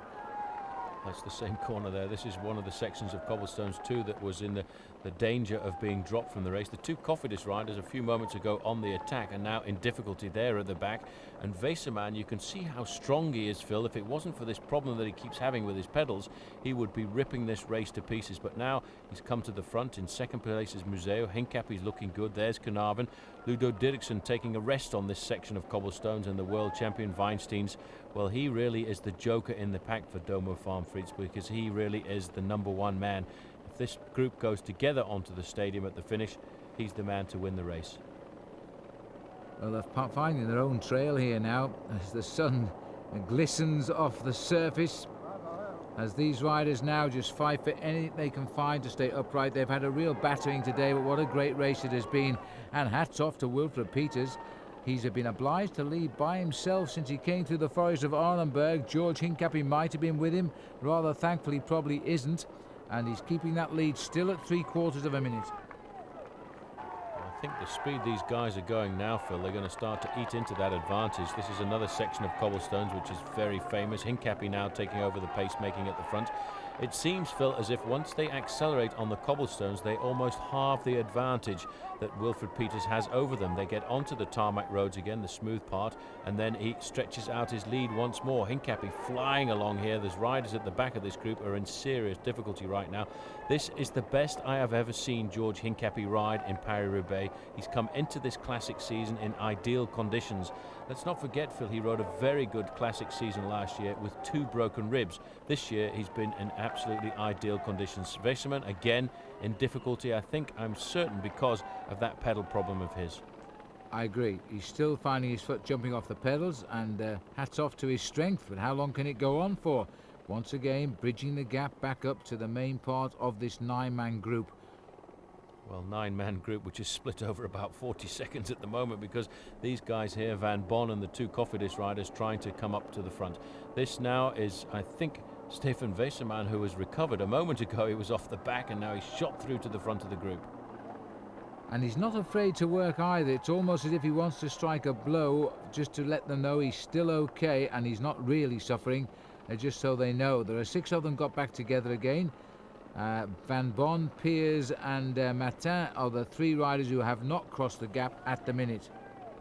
Ludo Dirksen, strong boy, right on the front here, picking the pace up. And in fact, we're getting a time check, Phil, that the gap is now down to just 20 seconds on this man here at the front. He's still looking exceptionally strong. Where's number 5? He's a team domestique, the man who has helped Johan Museeuw to many of his great classic victories. No happier than when he's riding on the front of the main field, and he can almost feel the breath of those guys behind him right now. He's looking over his shoulders, and because of the nature of the final of this race, when you zigzag across many of these small fields in north of France, you can very often look over your shoulder and see where the chasers are coming from. And for the moment at least, the equipment of Wilfred Peters is standing up to the pounding he is personally giving it, as he continues past the crowd who cheered him all of the way. Another sharp right-hand bend, a narrow road, but this time no cobblestones at all. Our next stop will be at Sector 5, Siswang and Bourgel, and they're looking at a stretch there of about 1,400 metres. Even the cars can hardly be recognised now. This is the telecom car, completely covered in mud. Little bit of food there for Stefan Westerman. They're not too far behind there, Paul. That same right-hand bend, are they? No, Nico Martin at the back of the group here. You can see the neutral service vehicle right up alongside Wilfred Peters. He will not give up at all. If we can just pull back slightly, we can see that they're there. It's almost all over now for Wilfred Peters, because the rest of the group is right in the same straightaway as he is. And I think very shortly, Phil, he'll be raising that white flag and putting it high in the high up above the ship. Still a good 20-25 seconds, but they can see him now, and that's the incentive for them. Westerman again has gone to the back here, but he needn't, because there's no cobbles coming up, and if he really wants to keep those feet on the pedals, perhaps he should try and lead into the cobbles here. Well, this is a long section of smooth road. There's 12 kilometers of smooth road in between these 2 sections of cobblestones, and the next section is after the town of Siswang, another very bad section of cobblestones and very muddy as well, and that's where the next launch of attacks must certainly come. These guys, once again, Phil, having gone exceptionally fast over the cobbles, are slowing down on the smooth part of the road, and I think what we're going to see, in fact, is Wilfred Peters is going to stretch out his advantage again. You can see Ludo Dirksen there in the Lamprey jersey on the front. He's quite happy to come and set a tempo, but it's not a chasing tempo. I think now they feel they've got the measure of Wilfred Peters and they can catch him any time that they want. Well, that's the impression we get, but on the other hand, with the handicap of the other Domo riders here, I'm not sure whether they profit by catching Peters, because they're going to face an immediate attack from, I would think, Canavan as the most likely, because Weinstein's the sprinter and Museeuw is the rider who's supposed to win, so the obvious man to use next would be Servais Canavan. Wilfred Peters making his long lone ride here. He's led this race since that very strong attack after the Forest of Arenberg, and he has got down into a very good rhythm. A few moments ago I thought he was suffering quite a lot, Phil, and you can see now he's opening up his advantage over the rest of this group. It's still not very much more than 30 seconds, and strangely enough they seem to have turned off the gas once more. They can see him now nearly all of the time as this road zigzags its way up through the Artois area of France towards the finish in Roubaix. It seems absolutely ages since the Forest of Arenberg, and these riders now allowing him to run out again. In fact, the gap is 37 seconds once more as he continues to go up, and they're just not really chasing him down. They're still continuing to play a little bit of cat and mouse here as we look down at Stefan Westerman on the front, then Leon Van Bon just about hanging on for recognition now. We're getting a bit desperate, I'll be honest, as we look at the mud on the faces of these riders. We're all going to remember the 99th Paris Roubaix, that's for sure. One of the classic ones, one of the legendary ones. All of the riders, strangely enough, this morning realised that it was a very special day. It was a day that would go down in the history books because of the weather conditions, and they all seemed pretty excited about it. I think because the majority of riders who come to Paris-Roubaix come here because they really want to race this event. In the past, we've seen the Spanish and some Italian teams coming up here, and as soon as they got to the first feeding station, they were pretty happy to pull out and go home. Wilfred Peters, on the other hand, is certainly not one of those riders. He doesn't want to go home except after he's been to the showers in the velodrome, and he's up riding in a good rhythm once again. He's very strong bike rider. You see here how low down he is on the handlebars, a typical Belgian position there. Instead of actually being on the drops of those handlebars, he's quite comfortable having his hands on the top of the bars, just keeping hold of the brakes, and when he needs to take the pace up a little bit more, he drops down there to take his centre of gravity a bit lower to go around the corners. Well, the cheers still reverberate in his ear here. Wilfred Peters has been a superhero today for Domo. Still gritting his teeth, giving it everything, looking a bit tired now, I think, and perhaps the effort proving just that little bit too much. The legs caked in mud. He's heading now for the next sector of pavé, which will come at Sherwen. I'm not too far away from it, maybe 5-6 kilometres, something like that. As the sun warms him up a little bit, I think, Paul. Well, he's led this race, Phil, for almost 60 kilometres right now, all on his own. Nobody to talk to, nobody to take a resting ride behind. It's been a complete and utter solo effort. He is starting to have a hard time to keep those big gears ticking over. You can see by the way the top half of his body is rolling about. But I think everybody in this situation right now is having a hard Paris-Roubaix, because the race started in earnest at the first section of cobblestones, and everybody has been chasing since then, trying to pull themselves back into the race. Even Andre Schmeel, who is still around about 2 minutes and 20 seconds behind in the company of Pieri, Sorensen and Maximilian Chiandri. He's doing just enough to clip off the crowns of these corners and miss the holes at the same time. But I just caught a glimpse there as we hit the 30 kilometres to go sign of the speedometer on that motorcycle, and in miles per hour he was riding there at 27 miles per hour, and that is very steady bike riding. Quick drink as we head out into the last 30 kilometres now. 19 miles to the finish. It's beginning to look a possibility, this. Well, bear in mind that this man has been in the saddle for almost 130 miles right now, so it really is a tough one to ask a man to keep pounding on the pedals after having been on a bike for that length of time. And bear in mind, when you throw in 30 miles of cobblestones as well, it makes this one of the toughest bike races in the world. Well, at that 30 kilometre board, 45 seconds is the official gap.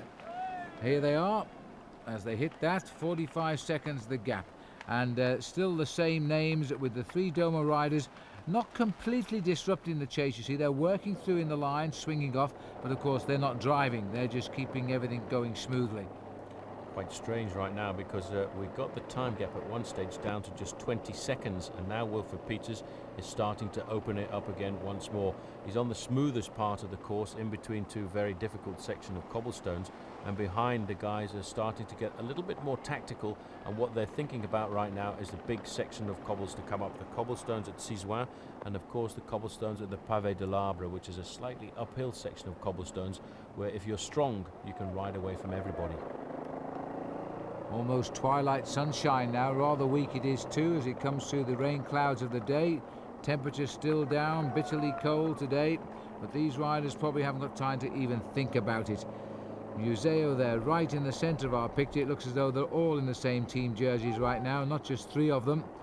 Canavan also looking over his shoulder and coming through. The other Domo rider, do we need reminding, I ask anymore, is Romans Weinsteins. These guys are all over the front now. They're trying to slow down the pace, obviously placing themselves in second, third and fourth now. They're discouraging any organised chase on the front. It is a very strange tactical system, and you can see that in fact Ludo Dieriksen is looking back. He wants some help to come from the other riders in this group. He feels now that some of the other men are starting to become passengers, and this is quite strange, because with Weinsteins on the front, the advantage will certainly now go back to Wilfred Peters. If the other guys don't come forward and chase, Peters will again start to increase his lead. Still those 5 sectors to come, 2 of them broken into 2 little separate sections. So 7 sectors of cobbles in all to cross. to bring this to the end. That's about about 6.5 kilometres of cobbled roads to decide what they are going to do now about Wilfred Peters. There is a man who's been simply superb, as he was in the Tour of Flanders, Peters. Martin has had a good classic season as well. He hasn't had a lot to come out of it, but he's always been in the action and in the early breakaways. And same as Stefan here, Stefan Westerman. We've been knocking on the door, and he's got 1/3 place in the recent Ghent-Wevelgem, where George was the winner, and he's on form too. Big George looking cool, giving nothing away, but might be feeling a little bit embarrassed by the number of riders from the Domo Farm Fleet squad around him. Well, one man feeling a bit frustrated in this group is the man there in the Lampre Dakin colours, because he's probably the strongest man in this group right now, and he hasn't got any allies at all. He's being completely nullified by the overpowering presence of all of those Domo riders in the group. Every time he goes to the front, all they do is just sit on him, and psychologically I think that is starting to hurt. A little bit of an echelon forming now, indicating the wind coming from the top left of our picture, blowing across the riders to form that diagonal line. Back up to the leader, no shelter for him behind anybody. Wilfred Peters ploughs a lone furrow here. Time for a little drink. So important to keep topped up with energy right now, Phil, because this man has been leading this race ever since he moved away on the Forest of Arenberg. And I do wonder what George Hincapie's reaction would have been if he'd come out of the Forest of Arenberg in a two-man group. Somehow I don't think George would have wanted to ride in a two-man breakaway situation all the way to the finish. I think he would have waited for a return of several riders from the group behind. Well, Peters will celebrate his 37th birthday during the Tour de France in July this year.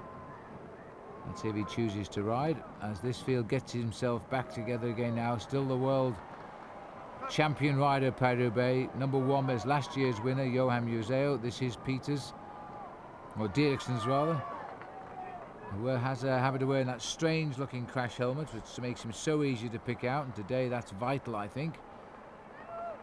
And here's George looking at the line. Never shown any signs of feeling the pace today. He's been superb, looking straight back up on the outside, no messing about, back into the fray. Nico Martin in turn is sitting at the back now, seems to have shut down for the moment. Maybe a few deep breaths and he'll recover. Martin is probably suffering from a long classics campaign. He was in ideal situation when he took out the victory in the 3 days of Le Panne, but maybe not bouncing back quite as much as he thought he would after a very tough Tour of Flanders, which saw him not only crash on 2 occasions but have 2 very badly timed flat tyres. He's got a teammate in this group right now, and they obviously have had the word from the team management to ease it off, not to be too aggressive because of the presence of so many riders from the Farm Frieds team. Because as we get closer to the finish, they will certainly try and launch an attack. And the great thing, as you said earlier, Phil, is they do have the advantage of having Roman Weinsteins in this group, because attack after attack will come, and all Weinsteins has to do is follow them, because he's got a great chance of taking out the sprint if there's no success of a breakaway splitting the group. Because I'm absolutely certain now, looking here at Wilfred Peters, that he will be caught once we get the accelerations coming closer to the finish. Well, how long can he go on for here? He must be asking himself the same question as he continues to head up towards Pavé Sector 5. And he's now showing signs, as he had earlier when we saw his face, that he is hurting himself now to try and keep this race alive at the front as far as he is concerned. It's an awful long way since the Forest of Arenberg, where he broke clear with an awesome demonstration of cobblestone riding up the centre of the Arenberg. And once he was clear, he probably looked and thought, well, I've got no choice now. I've got to go for it. And he's done just that. His lead has never been more than a minute and 2, minute and 3 seconds. It's come back to 37, and at the moment he is still hovering at around the minute mark because this group seems to have slowed down a bit. Well, he has actually nudged it back up to that minute mark. It came down to 20 seconds, the section of cobblestones just a while ago, but in fact, because these guys are not chasing so hard right now, he has extended his advantage over the rest, and that will be rather good for him, because if they don't make a concerted effort to chase him and he keeps building on this lead right now and he takes it to 2 or 2.5 minutes, then we could see a situation here where this man on the front actually steals the show. I find it hard to believe that that could happen, because I know that the man who wears number 1 as last year winner, Johan Museeuw, wants to win this bike race again. He, I think, is just waiting to pounce when we get to one of the more difficult sections of cobblestones, and it will either be the cobblestones at Sizouin all the suburb cobblestones at the Pavé de l'Arbre. Watch out for number 1, Johan Museo, coming out of the pack. Well, they're all going to watch out for Museo, I'm sure of that.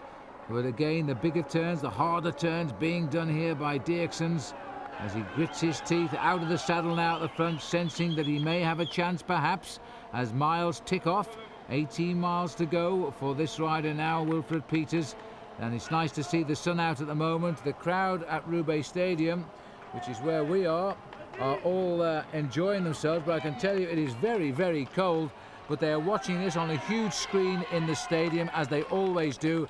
And they're seeing a Belgian again being drawn to his own country at 25 to go. The way he bunny hopped the central reservation there. Absolutely remarkable. He's now going through the town of Sherwen. Very shortly he's going to be on that next section of cobblestones.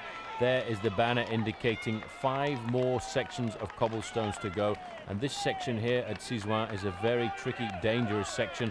It's the section where a few years ago André Schmeel was almost caught by Johan Museo. Museo coming back on that very strange double suspension bike. He came to within 20 meters of André Schmeel and he popped. And the crowd know where to stand, don't they? As we saw a Spanish flag flying just there on the left, and I don't think anybody from Spain is going to challenge today. There's the Belgian flag waving at Wilfred Peters. He's attacked these cobbles with the same fury and gusto which he's ridden the whole race with today. Once he gets on the cobbles, he sits on the centre of the handlebars and just pushes those gears around. Big strong boy, but I tell you what, you can see by his pedaling action now, Phil, it's starting to hurt an awful lot. The group behind are still at inside of 1 minute. It's come down to around about 55 seconds, so he's still actually managed to nudge it up. I can't believe that he's actually still off the front of the main field. When they nailed it back with 37 kilometers to go to 20 seconds, I thought it was all over bar the shouting for Wilfred Peters. But the tactical situation of having those 3 Domo Farm Freaks riders in that group behind has given this lone leader a certain advantage. He's very fortunate too. You can see how much water is at the side of the road. This section of cobblestones is actually reasonably dry. Here they are. They've entered the sector 2. It is at the tail end there. The tail end, Charlie Leon van Bon. The gap looked as though, to me, he was struggling to hang on to it while being driven hard at the front now by the, is it Museo here at the front? This is coffee. It's hard to tell. Oh, my goodness me. I think it's Matan, is it? It's Chris Pears actually who's on the front at the moment, but you can't recognise anybody in these conditions. Hincapie's the man in second position. Chris Pears is the man who wears 56. The Nico Matin is actually the one wearing the black helmet, and he's sitting at the back of the group. He seems to have been having quite a hard time just now.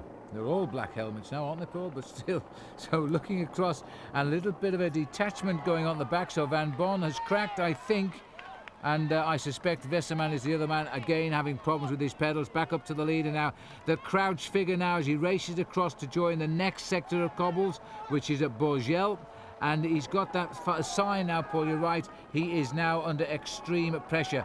Yeah, again, we just caught at the top of the picture there. Westerman looking down, his feet have once more jumped off the pedals. That's an awful shame. Hincapie in control, though, on the front of this group. 3 riders riding away from everybody else. Westerman in about 7th or 8th position there. Difficult for him today just to find the courage to keep going. It can be so frustrating. Carnarvon's a man in 3rd position, and sitting right on the wheel there of George Hincapie, they know who to watch, is Johan Museo. Museo still looking very calm, still very collected. He's waiting for the moment to pounce. He is definitely today the Lion of Flanders. He's waiting to go in for the kill, and the man he wants to take out today is Hincapie. Come on, Hincapie says, but they can't. They've got a man in the front. George is now frustrated. This is the moment you've got to be a strong character.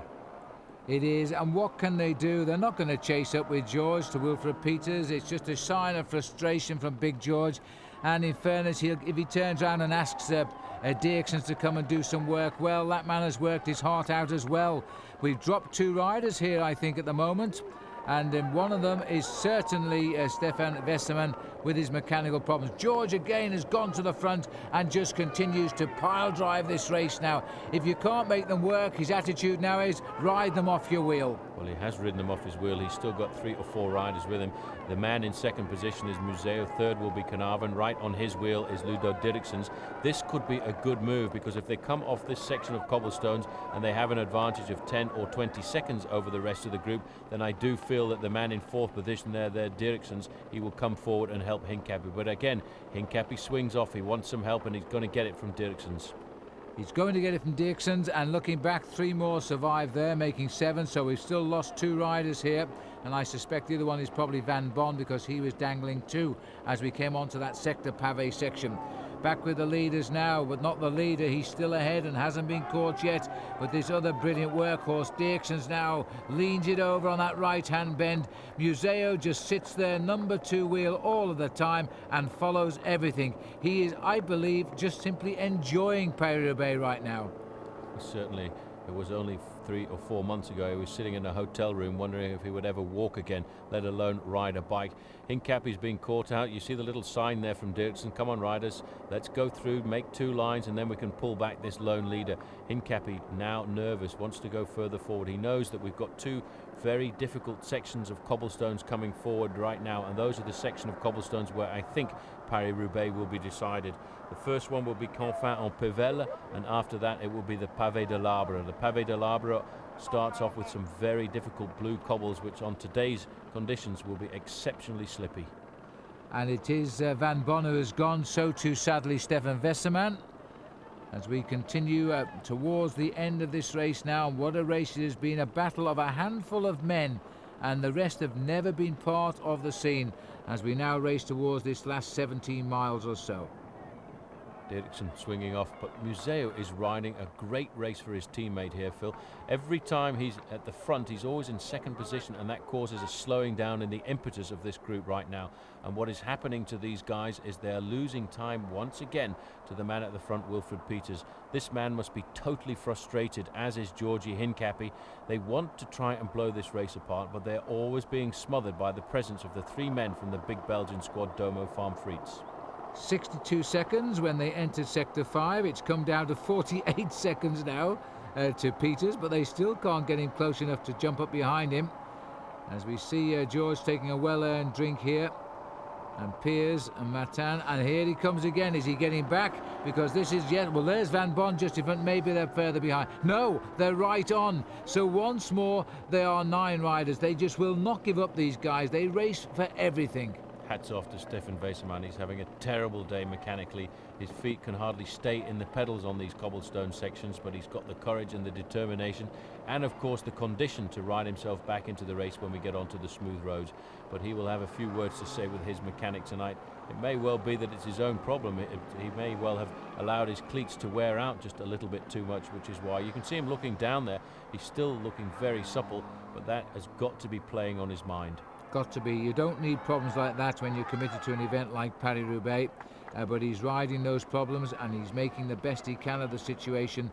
And right now Westermann riding a brilliant race. Tagged onto the tail, 9 riders chase 1. No further news at all now coming in from the whereabouts of Smil, so we must presume the worst and that they have dropped right out of contention. Those riders have been chasing for an awful long time to try and pull themselves back into this bike race. Right now it's all going to go down to, I think, the last 2 tough sections of cobblestones, and the first one is coming up pretty rapidly, and all of these riders will know it. It's a section of cobblestones where Andrea Taffy punctured as he turned onto it a couple of years ago whilst in the lead, and they will see it. It's a long straight road leading up to it. There's a little farmhouse on the left hand side, and you quickly turn left and it goes uphill quite a long way in this false flat, and that's when the legs really start to suffer. But hats off also to Wilfred Peters. Where's number 5? He's the team domestique, the helper of the Domo Farm Frites team, and he's been off the front of this bike race now for touching 80 kilometers.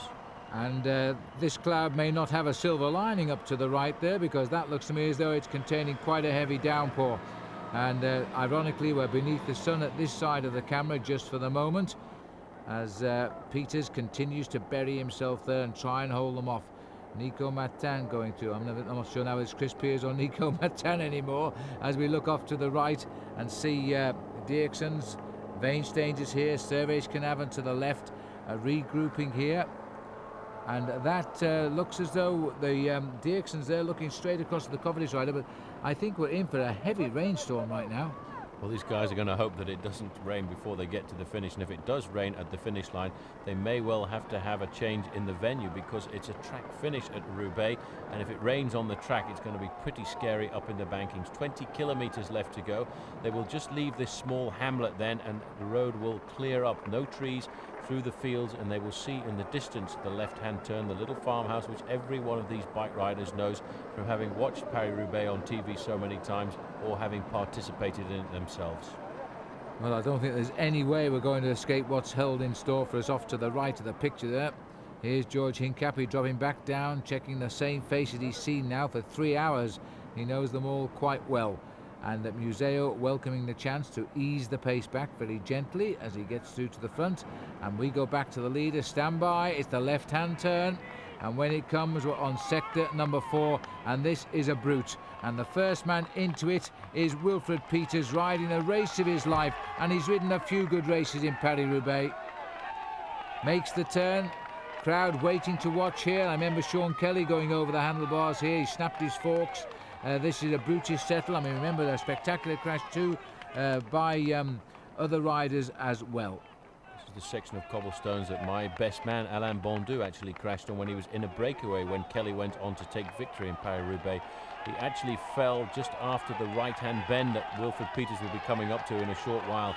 Raced all the way to the stadium, just 30 seconds behind Kelly. And when the team mechanic took the front wheel out, the front fork blade fell out as well. So Ouch. That would have been pretty nasty sprint if he tried to sprint out for the win with Kelly. Yes, it doesn't bear thinking about, not what Wilfred Peters will be thinking about just now, as he again seeks the crown of the road, hopes it's the best way. Stays out the treacherous mud on the right-hand side there. The cobbles here are still dry rather, and it looks as though the cloud has moved off to the right and away over to Belgium, and that's probably in the favour of the riders now as we continue. We change direction a lot at this section of the race. Going back to the main chasing group, this is the Cofidis riders. This is Chris Pearce at the back wearing number 56, and they're picking up the pace at the front, but you can see everybody is having a great time out here on the roads of Paris-Roubaix. The man on the front right now, and a good place for him to be, is Stefan Weisserman. He's obviously hoping that he doesn't have any problems with those pedals that have been so repetitive for him. Second last position there is Leon van Bon, the Dutch national champion. And for once, riding near the back of the group on the cobblestones is Ludo Dirksen, but he doesn't seem too happy with his placing. No, and you can see the guys are bouncing their way towards Roubaix here. As again, it looks a little bit threatening above. We're not getting any closer. The last check we got, he's down now to 35 seconds, so he's coming back again here. And on a rather particularly nasty stretch of cobblestone, still picking his way through. You can see his Changes bike gear a bouncing bit. there, Phil. This is a very nasty section of cobblestones, another one which is exceptionally wet. A lot of people have been praying for rain. This is the right-hand bend here. It's very dangerous coming around here, especially with all that mud mixed in with the cobblestones. He's around quite safely now. He's going to straighten up. It's around about, I would say, 800 meters to the end of this cobblestone section, but Peters now seems to have lost a certain amount of fluidity from his pedaling action. He's only hoping now that he can survive. He will know that the 3 riders from Domo Farm Freaks behind will do nothing at all to the success of the chase, and they will do everything they can to hinder it. Well, he's been absolutely outstanding today as a teammate, and he might yet win this race, and certainly no one would begrudge him that. And again, poor Stefan Westermann passes the flag of Denmark there, indicating a headwind. He just can't find his cleats anymore, and there's a bit of a shunt. Van Bon has gone down, skidded on the cobbles. He's lost ground, but again, the spectators on hand to try and get him going. We can have a look at that again, I think. Oh, he's just seemed to slide on what appears to be horse manure right in the centre of the mud. Good move by Pearce, though. He just moves up and pushes that bike out of the way. But look how quickly he's on his machine again. Van Bon is almost onto the tail of Chris Pearce, who didn't come down at all. But this road is treacherous. The next one is even more treacherous, and it's a longer incline up to the summit of the Pavé de l'Arbre. Going by now will whiz by Chris Pearce, who's put in a lot of work for his teammate Nico Martin, who must certainly be a little bit further up the road. These are the conditions that make Paris-Roubaix a legendary bike race, Phil. These are the days that people talk about for years, A bike rider who rides a stage of Paris Roubaix like this will talk about it for a long time to come. This is Nico Martin, and the man who's having the worst possible mechanical day is the man in the pink jersey of Team Telecom there, Stefan Weserman. But he's still not out of it because the group is only just in front. He certainly is not, and hopefully Van Bommel will get back, because he's a fighter too, as we've seen. And a great second place in the photo finish to George Hincapie on the line in Gent-Wevelgem just on Wednesday. And now we're looking here as our camera rejoins the leaders, and it's been a bit of a chase to get round the falling riders. And this is Dirksen's now, followed by Museu, who looks surprisingly clean, at least from this angle, but then so does George Hincapie, who's marking Museu everywhere. The world champion Weinstein, Servaes Knaven there. This is a very select group. The next man to come along should be Stef Weserman, but well, will he get back? We keep asking ourselves those questions, because if you lose contact on a long stretch of cobblestones early on, then the chances are you won't get back. Well, Dirksen now knows that this is the time to really put the hammer down. They've got one or two riders in difficulty off the back of the group. He's increasing his chances of a high place here in Paris-Roubaix, because the number of riders in this group chasing is down to 5 men, but 3 of them are from the same team. Second place is Johan Museu, playing the perfect team man today, but surely, Phil, in the back of his mind, he must be thinking about how he can outwit the other 2 riders in the group with him, Ludo Dirksen and George Hincapie, because Hincapie is riding an absolutely magnificent race. They've got a short section of smooth road here, and then they will take a right-hand turn by a barn onto the Pavé de l'Arbre. It's amazing coming back here to Paris-Roubaix. I remember these roads so dramatically, almost every centimetre of the way into the stadium, and it's from watching the TV so many times over the past few years and having ridden the bike race, it all comes flowing back when you come to these final sections of cobblestones. Well, these riders have never seen the race all day. They've fought out a very personal Paris-Roubaix.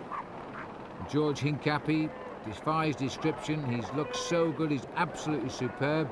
He's got to keep on thinking how on earth, though, he's going to outwit these riders in the white jerseys. Back to the next sector of cobblestones now. The section of cobblestones in the local area is known as les pavés bleus, the blue cobblestones, because they're actually made of a very hard, shiny granite, and very slippery they are indeed. I remember seeing Greg LeMond go down on this section of cobblestones a few years ago, and you can see now this is the trickiest part. He picks his way around. The Lion of Flanders is being pushed into the face of the riders because they are hoping for a Belgian victory today. The road straightens up a bit and then takes a left-hand turn. It dries out a bit as the chase group... Look at this. Stefan Weserman has got onto the back of the group once again. He's a remarkable rider today.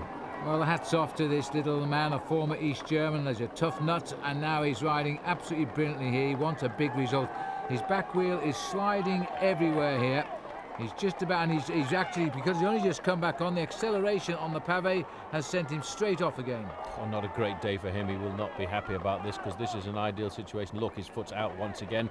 He really is having a hard time staying. And there's a problem there. One of the Domo riders, is Museu, has stopped again, Phil, with a flat tyre. This is unbelievable. This is the worst possible time. And in fact, he's decided he wants to change the wheel himself. Get out of the way. I know how to do this. Wheel out first, though. And now look at the crowd. Just watch the faces on the crowd here. They've had the honour of having Johan Museu change a wheel right in front of him. Now the cheers are launched as he gets back in the action. That's his second puncture that we know of today. And Nico Martin just flicked by there while Museu was stopped at the side of the road. It is so difficult to pick up the pace on a road like this. It is very difficult indeed trying to slip the pedals back in. Once you've got the momentum, though, you can really hammer. And Johan Museu is certainly going to hammer right now to try and pull himself back into the race. Somebody's fallen off in front of him. That will have been Martin. Martin obviously was taking risks, trying to stay in front.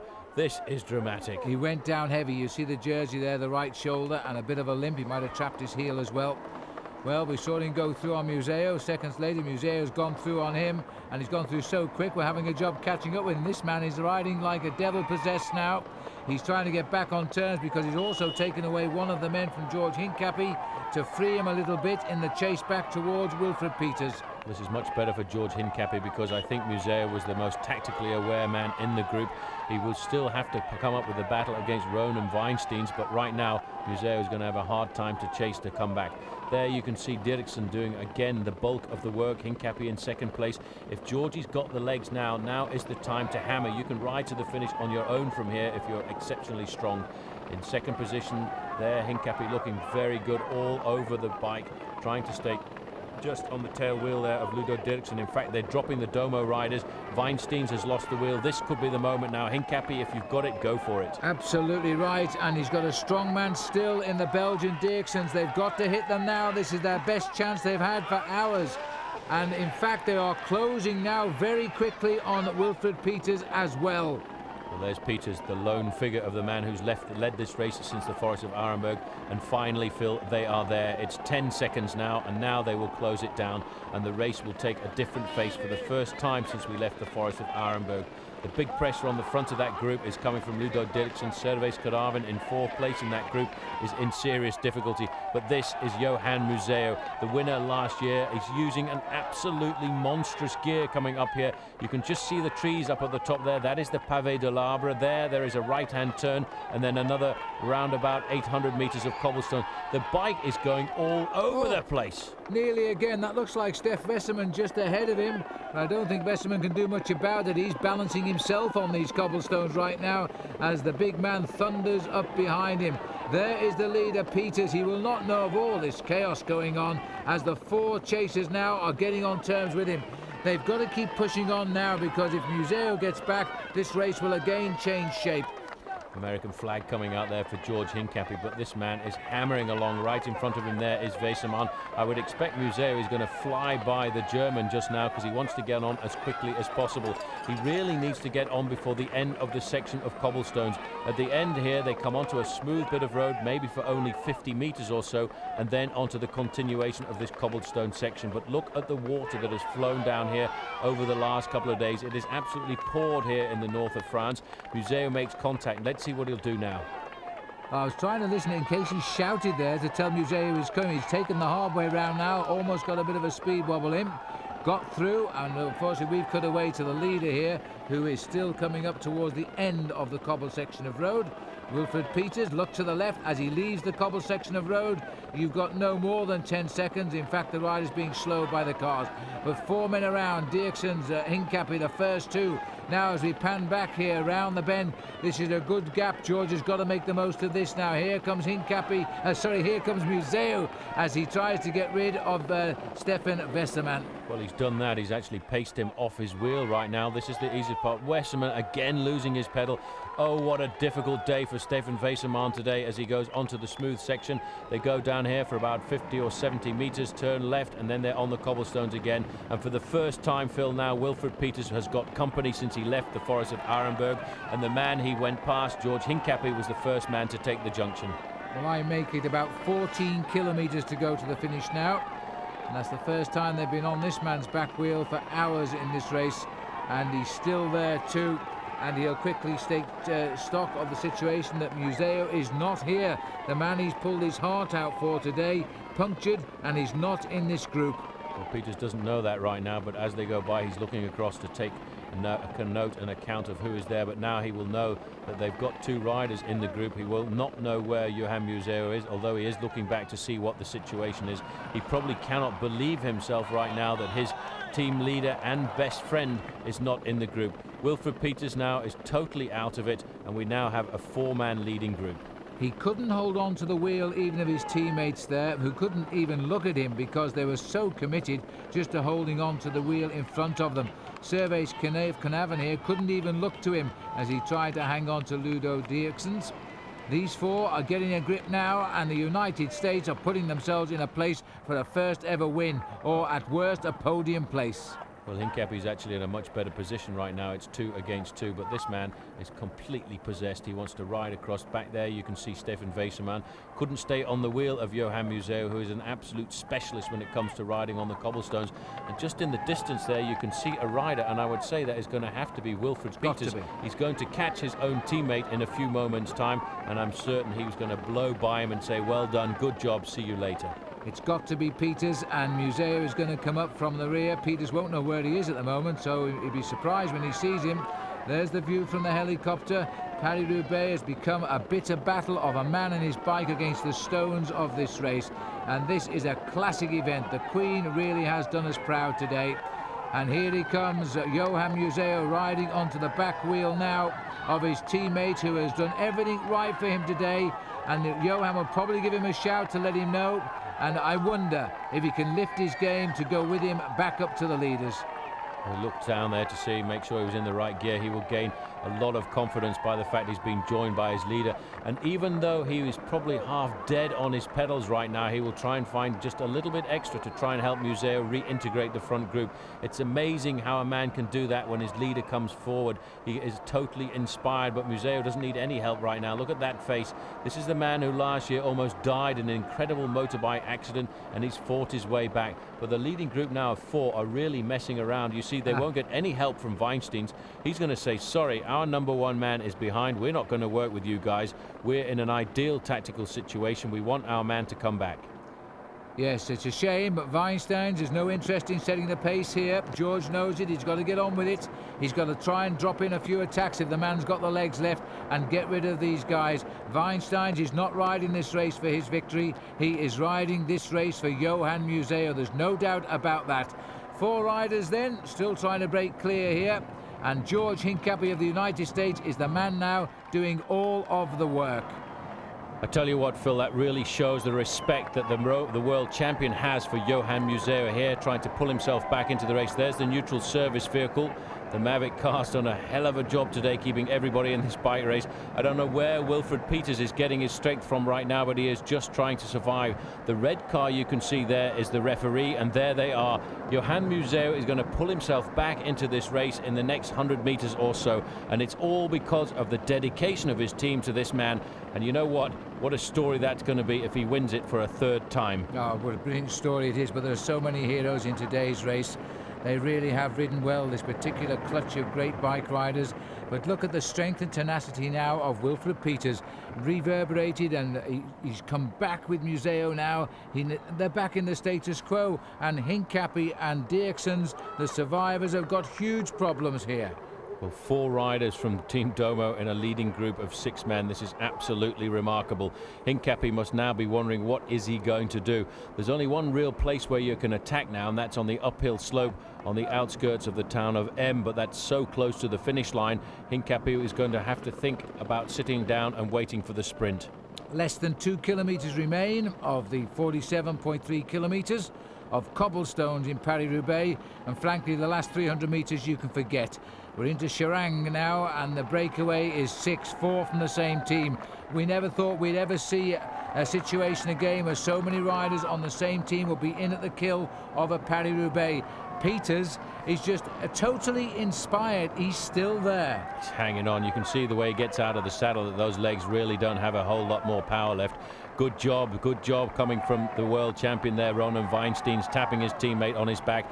He is so happy that they've pulled Johan Museo, number 1, back into this bike race. The team has really come on fire today, Phil. This team has been literally criticized over the last few weeks, having been nominated as the super team from Belgium. They have not done a great deal at all. One rider from Domo moving off the front there, I think, is Sherwen Carnarvon right now. Hincapie reacts. Well, Hincapie again counters, and this, I'm afraid, will be the tail now all the way to Roubaix. There'll be a constant stream of attacks for the men in white, and it's going to be left to George and Dirksons to get the forces together and try and chase them down. That is a terrifically big ask right now, as Peters on the back here. Every time the acceleration goes up, he must grit his teeth and hang on. Fantastic bike rider in last position on the group now, but he's been in first position since we left the forest of Arenberg. Hincapie's made the move there. He's nailed back that little attack by Sherwen Carnarvon, but wait now, Phil, for the counter-attack, which must surely come from Johan Museo. He is going to wait for the right moment to pounce. He will want to leap out of this group, and I think he now feels he's got a chance of riding to the stadium all on his own. Well, we said earlier, Paul, that if they caught Peters, it would be Carnarvon's turn to go. We are right about that. Now, if they've brought him back, is there anybody else willing? I don't think Peters can go again now. He is the one passenger going through to Roubaix on this train. Carnarvon again, a little dig at the front. Hincapie responding immediately. I wonder how much Ludo Dirkson's got to respond to all of these attacks as well. In third place there, the current world champion, and taking up the rear, Wilfred Peters. Peters is only hoping one thing now, Phil, that he can actually stay on the back of this train and get to the stadium and finish in 6th position. Hincapie has to be very careful now because they'll try and cut him out. They know that he is the man on form. He's already won Wavell game just 4 days ago, and you can see they will try and split it. Museo attacking, Ludo Dirksen marking him, Hincapie straight onto his tail. Oh, how painful is this now? Nobody willing to help Hincapie. He's got a bridge and take 3 riders with him. Peters is on a piece of elastic at the back of the group, and yet he still seems to be coming on. Or is this it? Over another level crossing there, railroad crossing, and they slow down. The attack is mastered. Or is it? Another attack has gone. This is going to be the scenario all the way to the finish right now. Team Domo Farm Frites will attack and attack. Again, they've sent the Dutchman off the front. This is the crouched style, the very low-profile style of the man who wears number 3, Servaes Knaven. They are trying to set something up for Johan Museo right now as they send the Dutchman off the front. Servaes Knaven of Holland, 30 years of age now, as he continues to push on. Only just 30 years of age, back last month in March. And these riders are not going to chase him down. It's got to be up to Dirksen's now. George continues to go down the line in the hope that perhaps somebody might help him out, but there's nobody there, as he now just has to take a rest and go again. Servaes Knaven doing the job for the new team here. He was a member of the Farm Frites team, brought together now with rivals from last year on the same squad. Well, this is difficult. This is a hard one to do right now. He's looking over his shoulder. He knows that there are 3 guys in a 5-man group behind who will not chase him at all because they're all his teammates. But what he really is thinking in the back of his mind of how to set this up for Domo Farm Frites. He's opening up a pretty smart gap. It's around about 200 meters just now. Dirksen's and George Hincapie are the only 2 riders in that group there who will be willing to work to try and pull this race back together. But Hincapie, Phil, I think now making a few mistakes because he's gone to the back of the group here and he's not too willing to work. I think this is curtains. It's got all the smell about it because that rider in the front, Servaes Knaven, has broken clear. And he has gone so far ahead now, there's nobody got the legs really. This is absolutely perfect and what the Domo team expected would happen until Museo punctured, but he recovered from it. Well, he recovered from it very well indeed. You can see Knaven looking over his shoulder to see what sort of advantage. He will be inspired by the fact he knows his team will completely defend his position in the back, and if he does get caught, well, there are 3 other men to launch the attack. Well, I suppose I should only say 2 really. That would be Weinsteins and Museo, because there's not very much left in the legs of Wilfred Peters, who's taking up the 5th position in the group right now. Fortunately, it seems as if they've got themselves sorted out there. Dirksen's and Hincapie are at the front of this group. These 2 riders have to work together almost as a team now if they want to pull back the leading lone rider, Servaes Knaven. And the ironical thing is that this rider now will enjoy the slower pace because they've got a man off the front. Pressure swings back to only 2 chasers, and so Wilfred Peters is now going to recover, possibly, from his long escape earlier in the day. I wonder how Johan Museo thinks here, because after all, he was meant to be the winner, but he can't now affect a change when it's his teammates up front. The most important thing for Domo Farm Frites today is for them to get the win in their team. This is the final real section of cobblestones. It's known as the section of M, and it's a very tricky section too because it's got 2 sections of tarmac on either side of the road with the cobbles in the middle. And look at this man, where did he come from? Stefan Weseman has returned. I never saw him come back into the group, but he must have pulled himself inside out to catch up this chasing group. Looking here at the face of Servaes Knaven, a man who probably never started the race today dreaming he might win Paris Roubaix, as he ends the last serious section of cobblestones. 1.4 kilometers of them now, and he's getting the cheers of the crowd. A Dutchman, by the way, hasn't won this race for years. The last man to win it, Henny Kuiper, and he was back in 1983. And it was on this section of cobblestones, Phil, when Henny Kuiper was leading, that in fact popped his front tyre off, and it took an awful long time to get a wheel change. In fact, eventually the mechanic panicked so much he couldn't get the wheel out, and they gave him a spare machine. Kuiper at the time was only 30 seconds in front, but he recovered enough to carry on to the finish and get the victory, and that was a great day for him. I think that was back in 1983. The voice of experience there, Paul Sherwen, because he was in the breakaway that day in Paris Roubaix, and of course going on to a great career which started for Henny Kuiper in 1972 as Olympic champion. Well, we're back with the break, and so too is Westerman. There he is, tacked onto the back. It'll be another fine piece of riding for this man. Inspired today, fighting against all of the odds. Unfortunately, because of energy lost today, I don't think he's able to help out Dirksens or George Hincapie.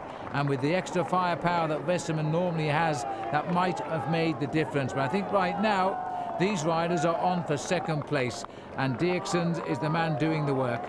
As he has been for very much of the race since we left the Forest of Arenberg. This is a tricky section of cobblestones, you see, because of the fact that it is smooth at the side and you have to flick across from side to side, and that's where you can actually catch the front wheel and end up being thrown to the ground. You can see how wet the fields here are in the northern part of France. Flicking across from side to side on this section of cobblestones. Dirksens doing an awful lot of work. Wilfred Peters in 5th position there, digging so deep to stay with these guys. He wants to ride onto the stadium with the rest of the group, but this man now may well be causing the surprise. He was not the man that the team wanted to win, I shouldn't think, at the start of the day, because everybody wanted Johan to win for a third possible time. But for Domo Farm Friedsville, they needed a big win in the classics, and it looks very much right now as if it's going to go to Sherwen Kanarma. But I tell you one thing, not if Ludo Dirksens has got anything to do with it. He's taking all kinds of risks going around these corners right now just to try and close it down. But the gap is opening. It's 30 seconds now from these riders up to the lone lead rider, Sherwen Kanarma from Holland. But what a way to ride a race now, and Sherwen Kanarma, a rider who has won some races but nothing like Paris Roubaix, is trying now to steal the big classic, and because he's purely on the top team of the day and no other reason. If he'd have been a US postal rider now, this would be a different breakaway. They'd have chased him down. There is what is the rather contented face of Stefan Westerman. We're glad to be back with the group, I think, now. As he settles down, George takes a rather surprised look at him there as he came to the back of the race. Back up with the leader. This man has won 16 races in his life as a pro, which started back in 1994. Not a huge winner, but a very well-respected bike rider. Former national champion of Holland just now, and he's going to dig very deep. He's got nose. There's one last false flat to come, and then it's all downhill into the stadium. The false flat is just out of this town that we're entering now, the town of Hem. George Hincapie on the front. Now, the fact that it's only 30 seconds would give somebody like George Hincapie or Johan Museeuw the possibility of leaping out of the group on that final false drag and maybe reintegrating the front. But you have to have super strong legs, and one man thinks he has. That's Ludo Dirksen. But right onto his wheel there, Johan Museeuw is not letting anybody have a chance of escaping the grip today of the Domo Farm Frites team. Well, we've seen some heroes build their reputation today, none more so than Wilfred Peters, the great solid Belgian, none more so either than George Hincapie. He has come here with the magical legs you always hope you find on the big day, but unfortunately for George, he's been surrounded by enemies and he's trapped there too. Only Dirksen's the real man to help him out. The others know George's strength now. They greatly respect that, and they've weakened him with a series of attacks, and now they're making him do all of the placemaking. Well, he made one mistake, and that was letting Sherwen Kanarma get off the front. He didn't have much else that he could do, really, because with them being in such superior numbers in this group, they were going to attack one at a time until they got one man off the front. Dirksen now riding alone on the front. It's a little bit strange, the fact that they didn't form a kind of coalition, Hincapie and Dirksen's, trying to work together. But looking at the face of Kanarma here, Phil, there's a lot more confidence coming into it. He feels pretty certain now that he's not going to get caught from behind. His advantage still hovering just on the 30 seconds. That's not enough to be certain of winning. As he goes round the corner there's no touch of the brakes at all. This is the town of Hem. There's a little left-hand turn in around about 100 meters, and then it's the false flat up to the summit and all downhill into the stadium. Even the slightest uphill now must hurt those legs. He's giving it everything. I bet he don't think about what is going to happen to him in the next few minutes because it will now. The race is not going to come back. There's only George left to chase and Dirksen's, and they haven't got any more chase left in them. They've hit the psychological point now where they might be thinking of a second place, and there is Weinstein, I think it is now, having a little dig at the front, forcing a reaction from Stefan Westerman. Well, it's good to see Westerman, but he sits up immediately. He knows he's got Ludo Dirksen on his wheel. Weinstein's trying to jump off the front for the possibility of a 1-2, and let's not even believe a possibility of a 1-2-3 for Domo Farm Frites. The team manager Patrick Lefevre would be absolutely ecstatic if, having started a brand new team, he could come away with a clean sweep at the end of Paris Roubaix, a race which is very dear to his heart. And how many successes has he had in this event? He's come here, he's almost expected to win these days, but he really pulled his team out of the depths of no results to do this ride today. And they've all clicked on the right moments as they came into the forest of Orenburg. It was Wilfred Peters who launched the attack. Then we thought they would use this man on the capture to be cannon fodder for George Hincapie to swallow up and then launch Museo to the win. But the way it's worked out, this man is going to get the victory in Paris Roubaix now. They are not coming back. It's out to 35 seconds. He is going clear. And very soon in the showers, he's going to be celebrating the victory. And still, they're so confident that he's going to stay away now, they're even attacking for the second place. Watch out for the counter-attack, though, because Dirksens is a very strong bike rider and taking up the chase. Hincapie coming across. Hincapie is going to try and keep this group together, because if they can keep the group together on the run-in, Hincapie has a very good chance of getting second place and being the best ever placed American in this Paris Roubaix. Sherwen Knaven, a man who turned pro in 1994. He finished 12th in Paris Roubaix last year and 3rd in Het Volk in that same year. The man who finished 3rd in the recent Gent-Wevelgem this time around is behind him, and the man that won it is behind him.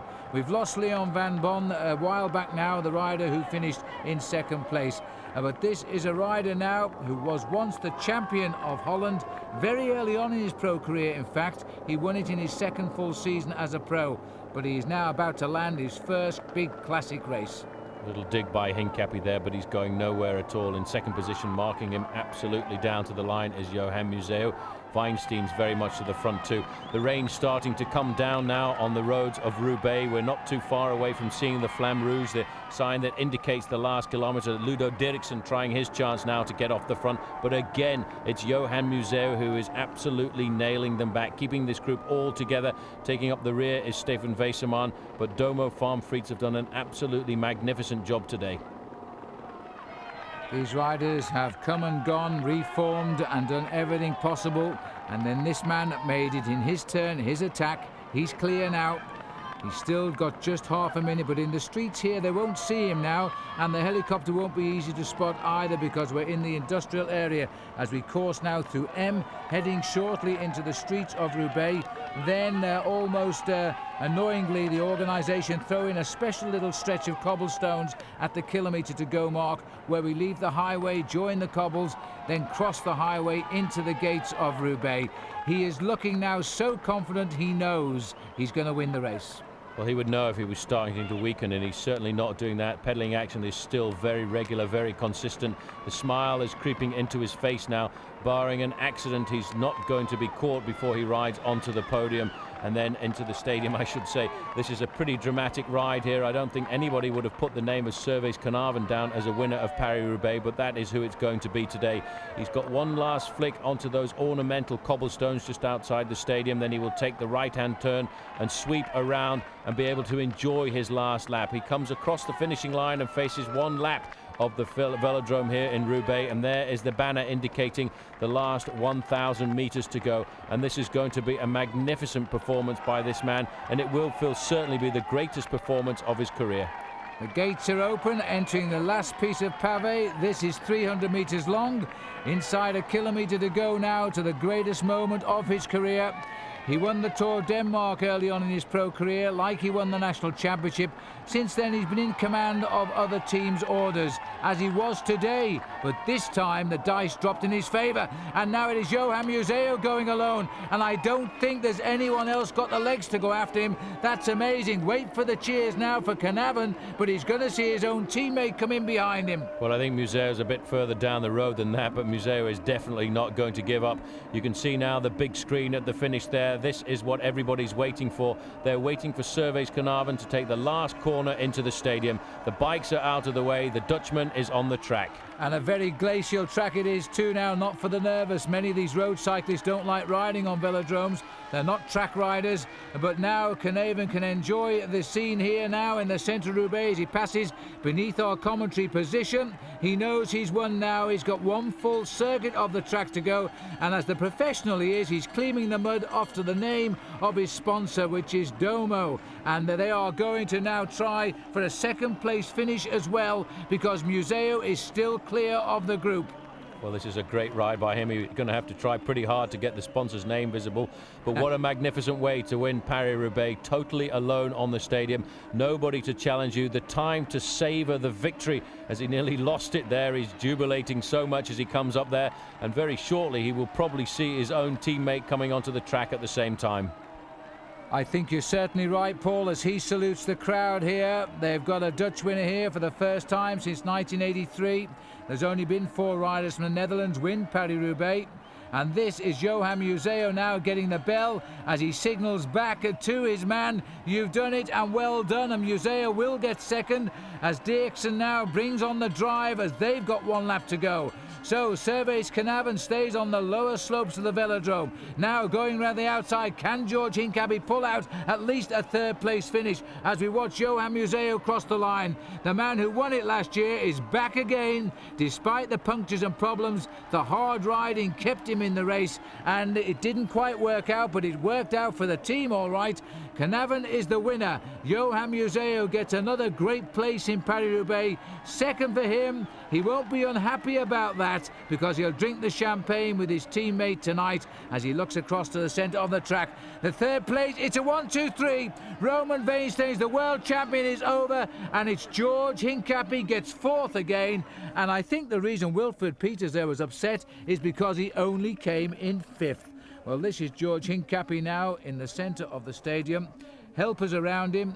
Fatigued, not surprised, because this man has given everything. He has given everything to the victory. He should be happy with 4th. The odds were absolutely impossible. He deserves now a great shower, some warm water and a nice chat. Let's eavesdrop and just see what they're saying to him. I'll say a couple words.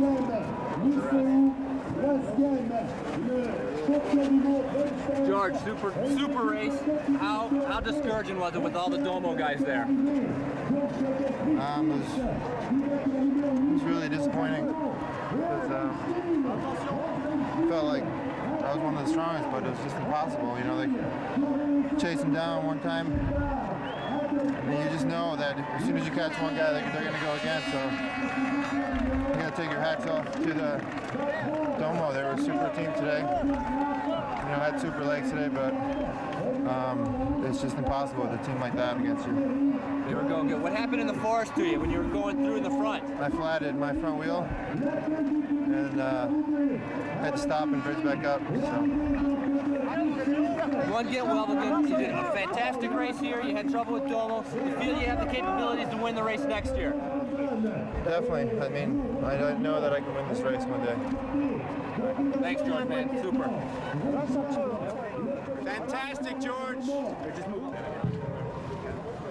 How did Knaven get away in the end, George? I think you saw it. I mean, they just kept counterattacking us. You know, you got one after one guy. I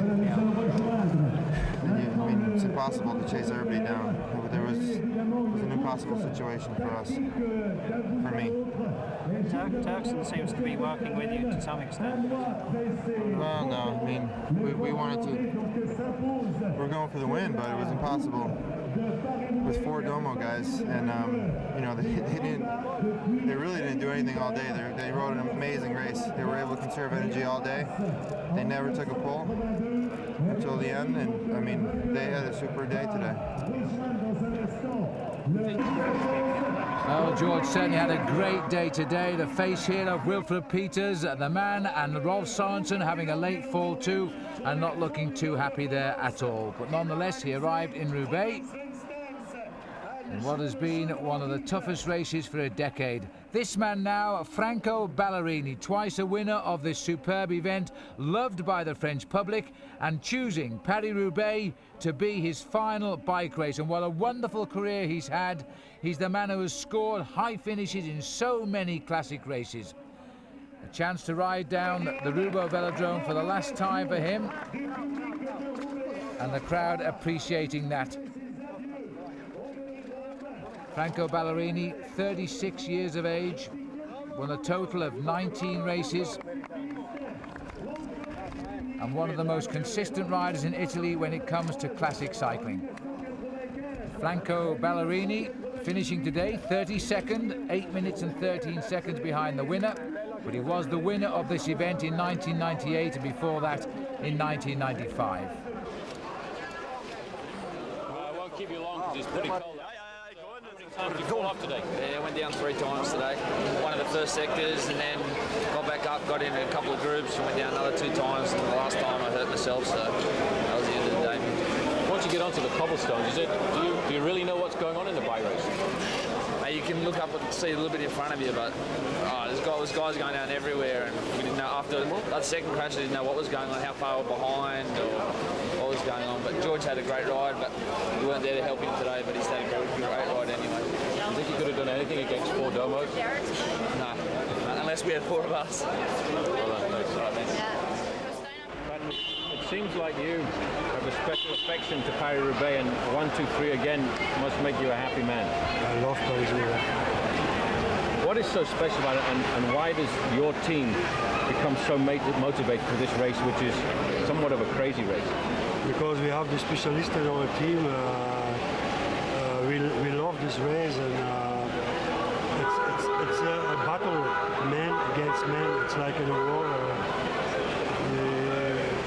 They can't ride on the wheel too much, and with a general on the team like you and Mercedes, it's almost easy. What about the performance today of Wilfred Peters? He's really set it up for the whole team. He made the way free for the other guys. I'm very sad for Wilfred that he didn't win, because I'm sadder for him that one of his friends losing him the race. And what about Sherwen Knaven? Was Johan really happy that he won, or would he prefer to go across the line first himself? If you saw the last lap of Johan, it doesn't need much words. Thank you. It was very difficult. I think individually George was probably the strongest guy of the race, but first of all, he couldn't do anything against the overpower of Domo. 4 guys always in the brakes, so they didn't have to take one pull. And then secondly, George punctured twice at the moment where he was in attack in Arenberg and another time with Ludo Dieriksen. So I think the podium would have been nice, but there was nothing we could do against Domo. What about the fact that in the last few events it looks as if the team was pretty strong and would have been able to support him, but he was isolated pretty early? Yeah, that's the thing. I think if he would have had one teammate with him, it would have made a lot of difference. I didn't speak to everybody, so I don't know what happened, but I know that there has been crashes on the first 3-4 cobblestones, and that a couple of our guys were in those crashes. I think it was for everybody the same. Everybody had crashes, everybody had punctures. So it's a pity. George was definitely very, very strong. The team was not so strong as last year. Maybe on dry conditions it would have been different. I know that Ekimov, he's really scared when it's raining. Vasseur, Matthew White doesn't like the cold. So it's circumstances, it's not an excuse. He was the strongest, I think, but there were other teams that were stronger in overall. Next year? Well, if he goes on like that, it will have to be one year. So let's say next year, yeah. Well, gosh, let's hope it is next year for George Hincapie. He really is a man of Paris-Roubaix, but beaten today by Sherwen Knaven, 6 hours and 45 minutes. Johan Museeuw second, Roman Veensteins third. A 1-2-3 for the Domo team, and then came George Hincapie and Wilfred Peters. A great moment then for Sherwen Knaven, who now knows what it's like to win Paris-Roubaix. And as he hits the handlebars there, looks over to see everybody else arriving, confirming that Johan Museeuw would get second place, the man who's done it before here in Roubaix. And plenty of time to move out of the way of the flying Ludo Dierksens here, who had a brilliant race, and again, like George Hincapie, outnumbered and outgunned by the Domo's superior team tactics. Here they are on the podium. Roman Veensteins, by the way, now is the new leader of the World Cup. He has been the most consistent so far. Don't they look different when they've got clean faces after that rough ride they've had today out on the cobblestones? We thought we'd never see this happen again. Now we seem to see it almost on a regular basis. 1, 2, 3 from the same team. A happy word there from Johan Museo. He doesn't look at all unhappy that he's finished second this time around, because it's his younger teammate Sherwen Knaven who has tasted a wonderful piece of glory in the toughest classic of them all, the race from Paris to Roubaix. Well, on this occasion, Paris Roubaix certainly lived up to its name, and the Mavic service crews had their hands full because they had to keep everybody on the road in what was a very exciting race. Only the 5th victory ever for a Dutchman, and Sherwen Knaven, I bet he wasn't expecting to win that when he set out this morning from Compiègne. This was a great race. George Hincapie, I think, could do no better than 4th under that sort of opposition. The team tactics again playing a major role. I hope you enjoyed this one. It was a great one, and next year, don't forget, it'll be the centenary. Until then, for Paul Sherwen, I'm Phil Liggett saying goodbye.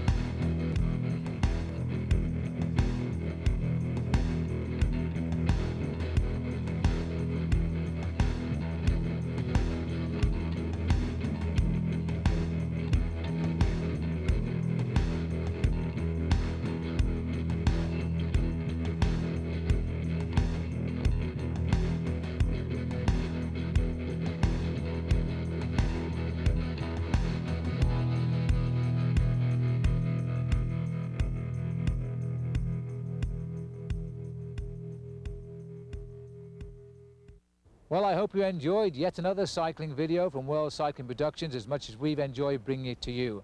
Now, what many of you probably don't know is that I'm also the international editor of Cycle Sport, a fully international magazine which brings you all of the up-to-date news in the cycling world.